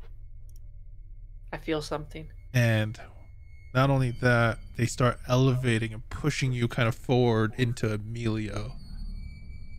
Whoa, I want to know buddy. what everyone's doing at this very moment. Not many of you might have figured out what's happening, but I want to know. I've been staying put where I am since we learned the news about the traps that could spring up from the ground. Okay, just not moving. So I'm just staying on the ground that I know is safe. Okay. Super. Tingle's standing there feeling proud about Emilio's steps forward. Got it. Zubrik is taking a step back towards Velsira. All right. Bloodbeard, I'm assuming, has no idea what's going on behind him, so he probably would be Like in following the footsteps. Yeah, thinking about like peeking around the corner. Like he doesn't have his sword. Like, he has his shield out, but he hasn't like drawn his weapon yet. Okay. So Clover, as the ground beneath your feet kind of shakes and then lifts, pushing you towards Emilio a bit, all of you would hear kind of like the snapping of some of the roots in the earth as this thing rises out of it. And it is that. A shambling mound. Yeah. It is. Don't worry, Ian. There's something Okay, else. I was gonna say, I'm like, there's got to be something else, Pete. Because if you're gonna give me $50 over a shambling mound, There's no way I'm gonna lose $50 over shambling mound because this is here for a different reason. Okay. So this thing bursts out of the ground. And I need everyone to roll me initiative. Yeah, boy. This was such a good idea. I'm so glad I did this and didn't take any attack spells today. yeah. Oh, boy. At least everyone has 5 more HP than normal. Yeah. Yay. Ooh, nice. Ooh, Shambling let's go, round Tingle. rolled a 1. I forgot to even take spells in the morning, so I still have stuff from the day before. Oh my god. It's some battle muzak. All right, let me know when everyone's rolled. Okay, This is everyone a quick rolled. one. Actually, not jungle fight. This is. Tingle, you're the first one to react when this thing. So I'll give you some time to deal with the music, though. Yeah, sorry. It's fine. Thank you There we for go. dealing with the music, though, so I don't have to keep like pausing to change music. No worries. Okay, I'm all set. Got generic combat playing. That's fine. Tingle, what are you doing? Oh, crap. I guess I gotta help them. He's gonna step forward 1 step, and he's going to try and punch this mound. Okay, go for it. So what does it look like exactly? It's like It's what you what find? looks like the upper part of it is mostly the stump that you saw. The rest of it is an amalgamation of earth and roots that are holding it together. There are speckles of little reddish looking eyes Wait, that he are doesn't get looking to. through some of Never the cracks and the vines that darn. have enraptured it, but Okay. He doesn't get 2 attacks. doesn't so look- that was only 1. okay. It doesn't even Ow. look mostly humanoid. It just looks like a mound, almost like an elemental, a mound of earth and vegetation that's attacking you. Okay. Okay. So you attacked one. Just so once. the I 15, right? biffed and thought, I have 2 attacks. Yeah. But no, it's just the 15. Give me one additional second. I just gotta do this. I'm glad that you guys didn't attack the shambling mound directly, because that would have been. All right. So that hits, dealing 10 points of thunder damage. As your gauntlet connects to it, it making a bunch of the what's called the earth kind of break off of this thing.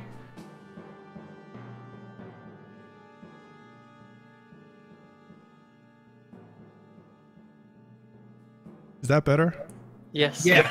I think I'm accidentally somehow pressing the Among Us mute button. Yeah. So Yeah. So as your gauntlet connects to it, and a bunch of the earth that is holding the thing together kind of falls apart in chunks and mounds. And now it is Amos, your turn. What? It's Emilio's turn. Yeah. Is it? Did I? Yeah. Oh, sorry. I'm just gonna do this. There we go. Emilio, it's your turn. All right. He is going to yank Clover to go behind him. Okay. This is a Clover. I'm guessing you're not really resisting, right? I have no idea what's going on. Okay. Sure. This will be your action then, Emilio, as you grab Clover and pull Clover behind. That is your action. And it is Sorry, what's forced, going on? It is forced movement. It's Clover. You turn around and see this massive. I see nothing. Oh yeah, it's Feel it. dark. I Yeah, see nothing. You would feel it though. you felt the earth moving, Yeah. beneath your feet Just for a pushing bit. them into Emilio. So So yeah, And the discharge of Tingle's gauntlets. and now that was wait, your reaction. bonus action. Cast Shillelagh on my staff. Okay, staff is ready for Shillelagh.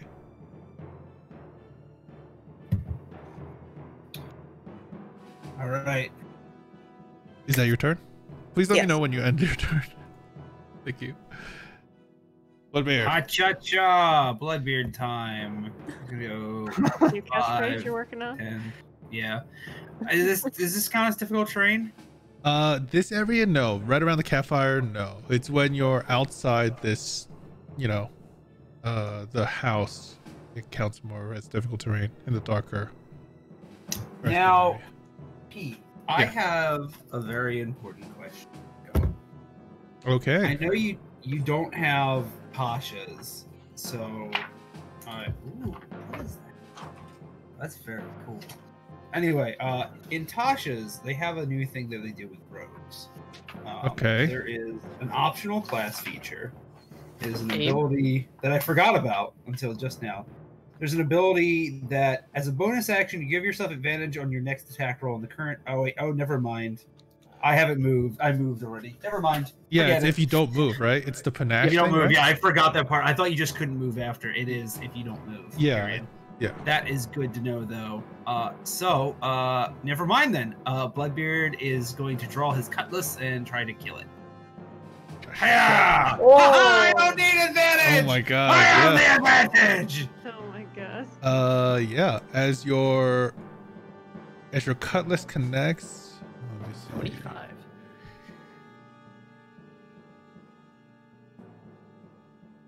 Okay.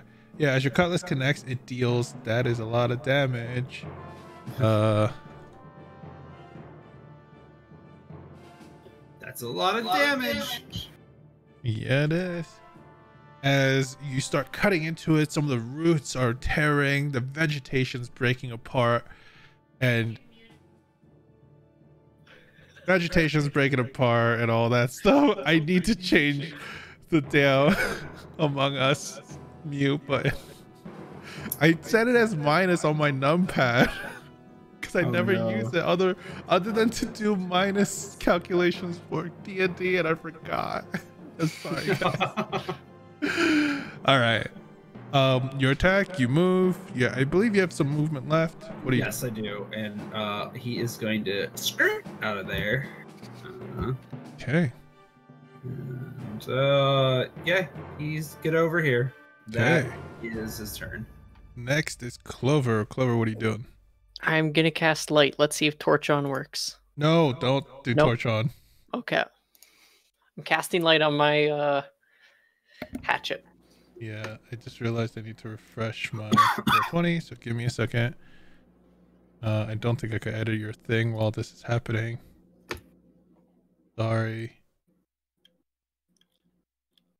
Sometimes Roll20 does a thing where I can't open a token Oh, good. setting. So, how's everyone doing? Doing good. Pretty good. Yeah, Ian, if you thought I was gonna lose $50 to fucking Shambling Mound, you're Yeah, I insane. was like, I'm like, oh my god, and then you said $50. I'm like, okay. I so literally it's not a said shambling footprints are mountain. coming from that direction, so that Shambling Mound Yeah. couldn't be there.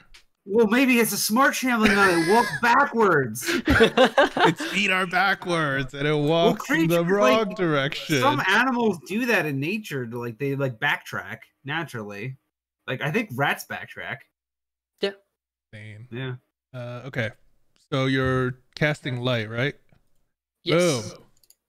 Oh my god, what the hell is this thing? As a bright light shines around all of you, illuminating the area, Clover, you see the monstrosity in front of you. What are you doing? I believe light was an action. I just want to. That was my action, yeah. Yeah. This one is a creature within range, 30 feet. I just slowly back away. Is this half movement? No. While you're in the foundation of the house, it's full movement. Okay. Because there's wooden floors underneath the wood. I'm going back to here, and I'm gonna put Sanctuary on Emilio. Okay. Cast Sanctuary on Emilio. Got it. I believe if the creature tries to attack Emilio, it is a wisdom saving throw, and then if they fail, they must choose a new target within range. Got it. Or lose the roll. It is Clover now. really said fuck Tingle. It is now Valsira, your turn. Okay. I'm going to cast Hunter's Mark. Can you start the music again, Robert? It stopped for me. It stopped? Yeah. Sure. I hear It is still I hear running. it. I refreshed. I think something's up right now. So Okay. Okay. Hunter's Mark and then Come shoot with my back. crossbow at the mount. okay. Hunter's Mark. Does it hit? Can we say I'm still giving a Hunter's Mark? There we go. Hunter's Mark. It doesn't hit as your crossbow.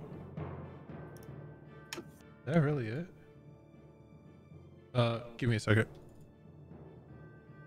Yeah, no. As your crossbow bolt flies across the air, it literally bounces off some of the harder parts of the rocks and stuff that it has. It doesn't seem to be affected by it. Wait, Hunter's Mark is on there, so you still have movement. What are you doing? Nothing. Nothing. Got it. Zubrik, it's your turn. I will mentally command the closest owl to come by and use the help action. Okay. Not gonna show it. For one of my teammates, not myself. Okay. So for the one next of you, person to attack it, besides myself. I will say, when you do so, choose Emilio or Tingle. Emilio. Okay, Emilio. So it's flying closer to Emilio, and it's gonna be distracting it while trying to. Well, so Emilio gets advantage on their And attack. I'll just firebolt it. All right, firebolt. Nice. 7 fires damage. Okay. As the firebolt streaks across the air, it strikes it. It kind of what's called dissipates against it. It doesn't seem to be as much as effective as some of the other means, and it does 3 points of damage. Well, this Muted card was myself, worth I it. realized. It was worth it. All right, and now it is Shambling Mound's turn. Seeing you two over here, it's gonna step over. Actually, I'm gonna roll 2, 3, 4. The light was flashy. Gonna go to 1, 2, 3. And the one who cast fire on it, it's gonna start wailing on you. At disadvantage. At disadvantage because Tingle managed to hit it. Is it both or is it the first attack? All attacks until God. my turn. Got it. Slam disadvantage at Zubrik and then slam disadvantage at Zubrik. 11 and 16. The 16 hits. You're lucky. You take 11 points of bludgeoning damage. Zubrik. It's now Tingle's turn. Oh, damn it, I skipped. Tingle's turn. Go ahead. No, leave Zubrik alone! Tingle step forward and start pounding on this thing's back. Okay. select Tingle. And handy Thunder Gauntlet macro. All right. As you again smacking into it with your gauntlet, it deals 10 points of thunder damage. And Tingle's turn is done. Now it is Emilio's turn. Emilio is going to move. Quarterstaff has 10 feet of range, right? The what? Quarterstaff? No. Not many things have 10 feet of range. And quarterstaff is definitely not one of them. What has... I don't Like know what I was... It's like a whip. I think a lance. Halberd and a lance. Caliber is Glaive. another one. Glaive as well, yep. Then he's gonna whack it two-handed with his quarterstaff. Got it. Oh, Make your you don't even test. need- So many crits. Yeah, another Nice. fucking crit. Nice. 8 points He's of just happy we're damage. back. There we go. Sorry, I keep muting myself.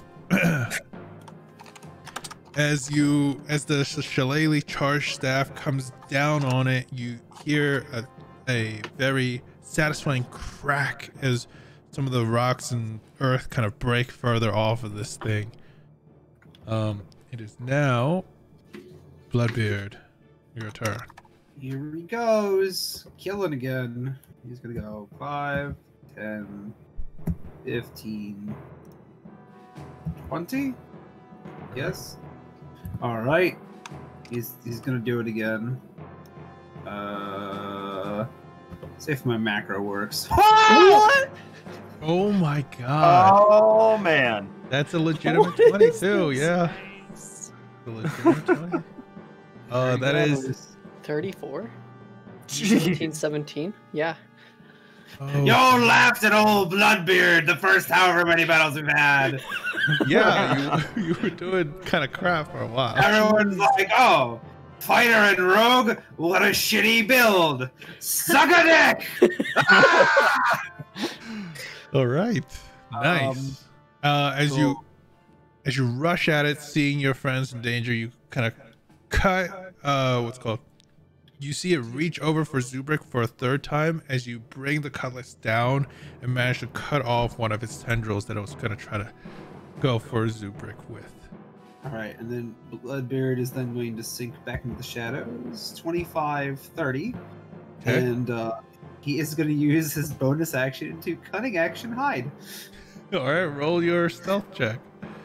Sneaky, sneaky, sneaky. Oh, actually, it's a disadvantage, which I guess would be even. I don't know.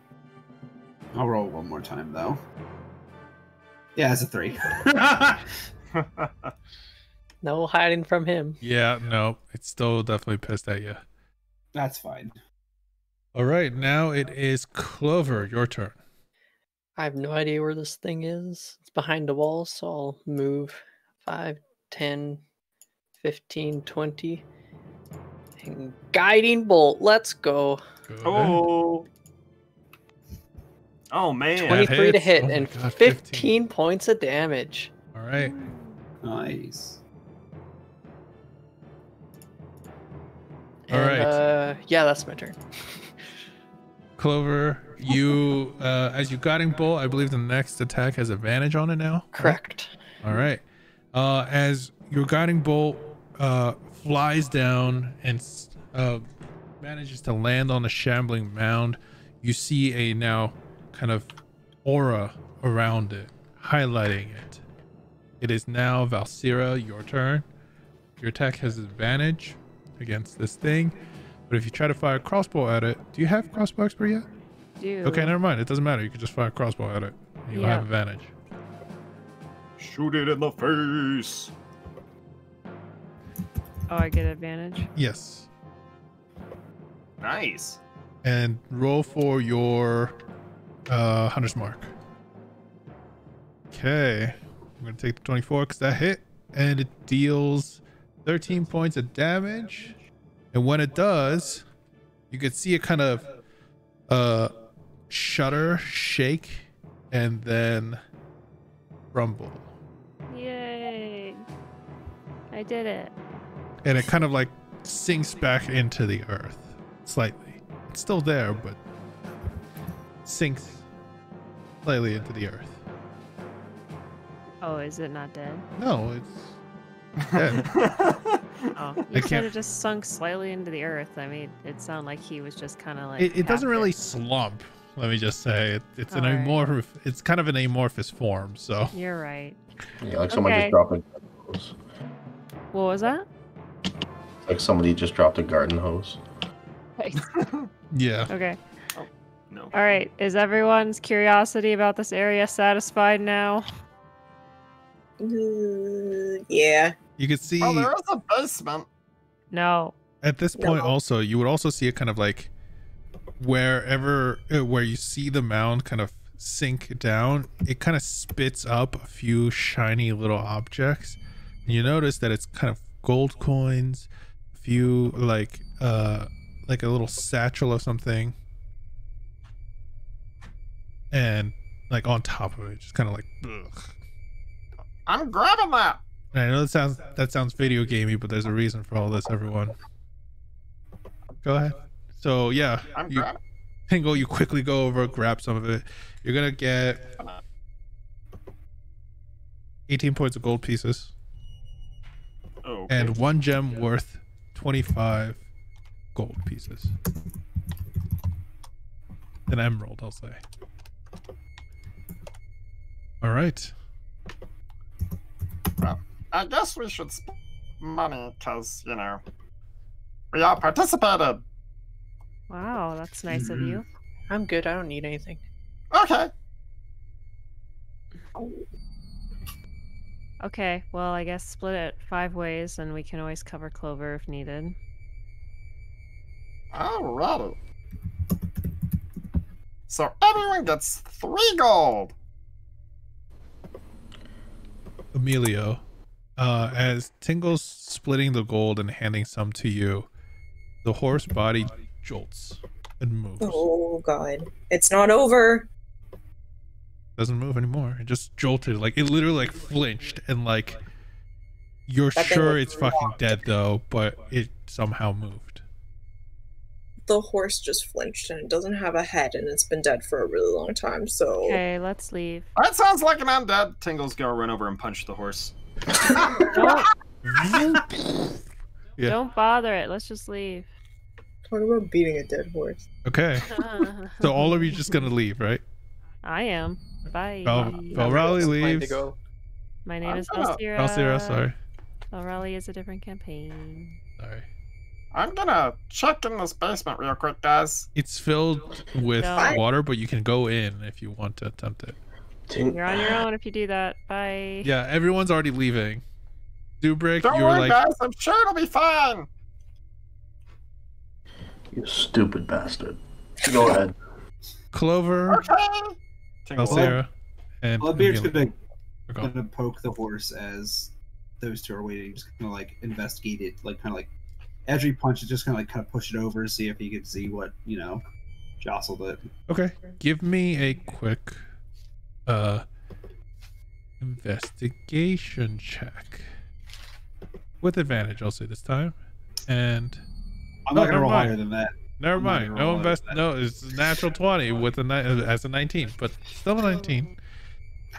Okay, you would see that when you kind of look at it closer, there is.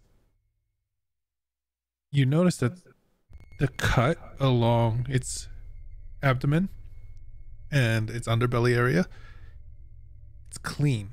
It's cleaner than any, like, you notice that, yeah, it has a broken leg and it must have been beaten with, but the rest is, especially down the middle and whatever caused the head decapitation, is clean. Not like what a sword or an axe can quickly do by an average person. It's methodical. Someone did this.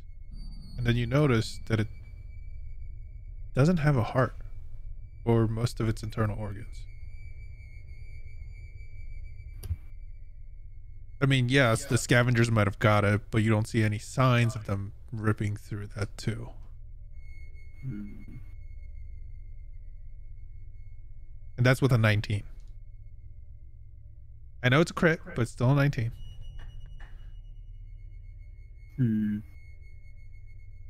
Well, I don't like that at all.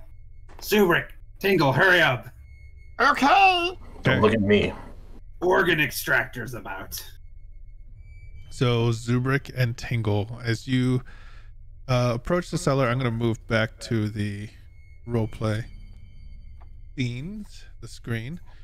As you approach the cellar, you notice that it is basically filled with bog water. What are you doing? Well, I'm gonna be trying to search for something valuable. Okay. You're gonna sink into it. Yep. Okay. Hold my breath. Tingle, I'll as you pull 2 of my dancing lights and then toss them in the water. And it doesn't actually have any kind of air recycler, but I won't get wet at least. And over Tingle's head, a little clear helmet basically slides up and over. Okay.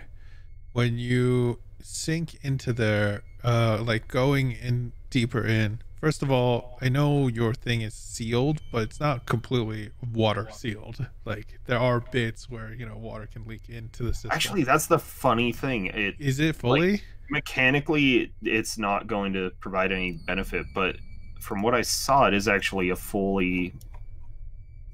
Let me open it up and put out armor. That's insane. Power armor. This is like something crazy from Kaladesh, not like medieval artifice. No, even Tasha's has this. It's funny. Okay, all right, that's fine. That's the case. Then, as you let me just make sure that I'm not pulling your leg. Yeah, it's a long list of stuff that you're gonna have to look through. So,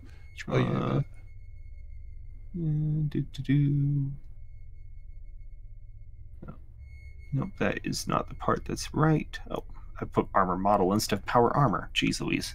Okay.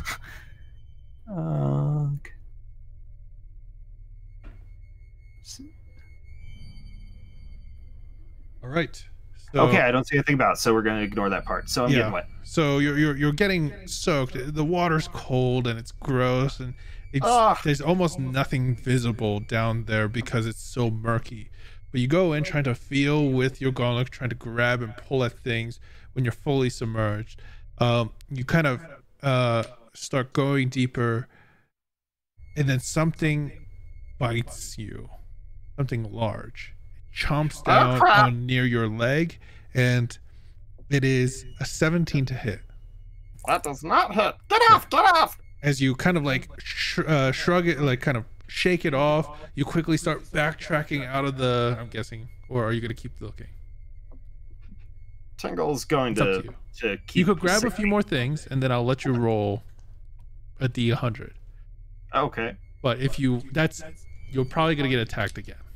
Yeah, he's going to keep looking. Okay. Then as you look one more time, roll me a D100. I have a number in my head that you have to be under. R1D100. 46, not enough. All right, so as you're pulling at stuff, trying to find anything, you bring it up to your face for a closer look, but this time you see it as this jaw comes for your arm. And when it chomps down, it doesn't really break through. It's not strong enough to break through your arm, but it almost has you in a grasp. You shake it off again. I'm too heavy of a meal. Go away. What are you doing? Another one? Yep. One more? Okay. Then roll me one more D100. Nope. As third attack, that is a natural 20. Please, as you are down there, the bite comes through, and this time it's near your torso, and it's strong enough that it hurts. It is 8 points of piercing damage as the teeth sink in. You see a scale long form that's kind of like protruding from you from this murky like shadow. You try to what's called break away from it and kind of push it off, but it has you in a locked grasp. You are grappled underneath the water. You cannot move. As far as people above you see, it is. There's, you ripping shit apart down there. What are you doing? Oh, crap. Tingle is going to cast. Oh, that was a he's crit, gonna right? make a acrobatics check to try and escape. Acrobatics check. All right, give me an acrobatics. Wait, no. Acrobatics is to escape the initial grapple, right? I believe once you're grappled, you use only athletics. Is that wrong? I think you can escape with either, but okay. Well, let's just say you can use acrobatics then, and I'll look at that later. And okay, sure. If I'm wrong, we'll deal with it. The no comments that we get. Dead in the cellar. Okay, acrobatics. Acrobatics 11. As you're trying to like shake yourself free, like wriggle yourself out, again, it still has you in a grasp. It is going to actually try to drag you deeper into the water. It is now give me an athletics check to hold your ground. Okay, that's gonna be bad. You succeed. Actually, it wasn't. As it's trying to drag you further in, you're holding your ground. Your boots kind of stuck a bit on something, which is helping you now. Again, it's your turn. That's it. Get out of here. Tingle's going to once again try and shake himself out of its mouth. Okay. Yep. Ooh. This time you managed to kind of free. You managed to shake yourself and free yourself, and you. What are you doing? He starts swimming upwards. Okay, you quickly kind of like head back towards where the stairs are for the cellars, so you can come back up for air, and you look around, see your friends still waiting for you, and you rush out of there, kind of closing whatever broken remaining cellar door behind you. Zubik, I forgot the rule. I didn't send in a patsy. You at least find something. No, there's just teeth and giant fish down there. Let's get back to the cart. Okay. It's not a giant fish, by the way. It's a giant fish. All right, you guys get back to the cart. You all. I'm guessing, Clover, you've turned out your light spell now. Oh yeah. Okay. And you all get back to the car. Are you going to continue in the night, or are you going to try to camp out by the cart somehow on the road? I need to know before we end the session. Camp out, I guess. I Up to think you. camping out makes sense. I mean, if there's all those shenanigans and there's spooky shit that happened there, Bloodbeard would be more for just pushing through the night. You are Yeah, pretty. I think we should push through the night and then just camp at day. Yeah. That could work. Yeah, sure. Okay. So you guys know, have decided to. Push Okay. it through. So whoever is taking control of the cart, I will. All right. Alcera, you're taking control and you lead the horse down this elevated path to hopefully Ogaris. And that's where we'll end it today. I hope you all enjoyed. We'll see what this whole encounter was for in the future. I'm sure there's nothing that's going to be tied to it. But I hope you guys enjoyed. And we'll be back next week. Finally, we're on a normal schedule until hopefully school starts and I don't die again. Well, I don't think we're gonna play on Friday the 25th. Yeah, That's probably. true. It is a holiday. So, but we're back for now. Next week we're definitely gonna play on the 18th, right? Yes. But the 25th probably not, and probably the 1st. Probably not. Yeah. So we'll probably go on a 2-week. First, so. Unless you all wanted to shift it like to a Wednesday for some reason. But either way, it's up to you. I don't work from the 24th to the 1st, so I'm off that entire time. Okay. I'll leave it up to you. We'll keep you all updated if you're interested in keeping up with us to see when we'll be playing during the holiday season. follow us on Twitter and such like that. You can even join the Discord. We'll, notify everyone when we actually go live. Either way, thank you so much for watching. We were Roll Call, and we'll be back next week with these wonderful characters, and we'll see who how they fare in the marshes, the Koro marshes. Thank you very much. Bye. Bye.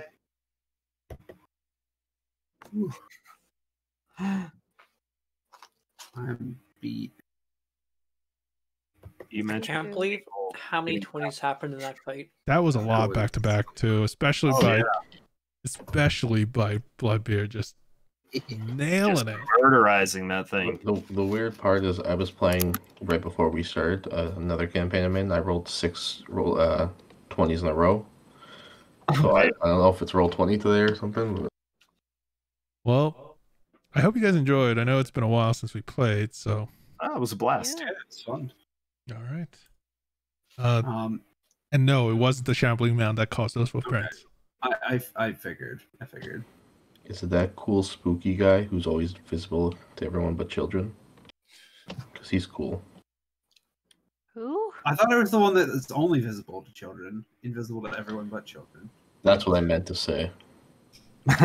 There's a creature in D&D that's only visible to children, I think, via like silvered candlelight or something like that. Or like a mirror or some weird shit. We'll Something, see. yeah. I'm just laughing, imagining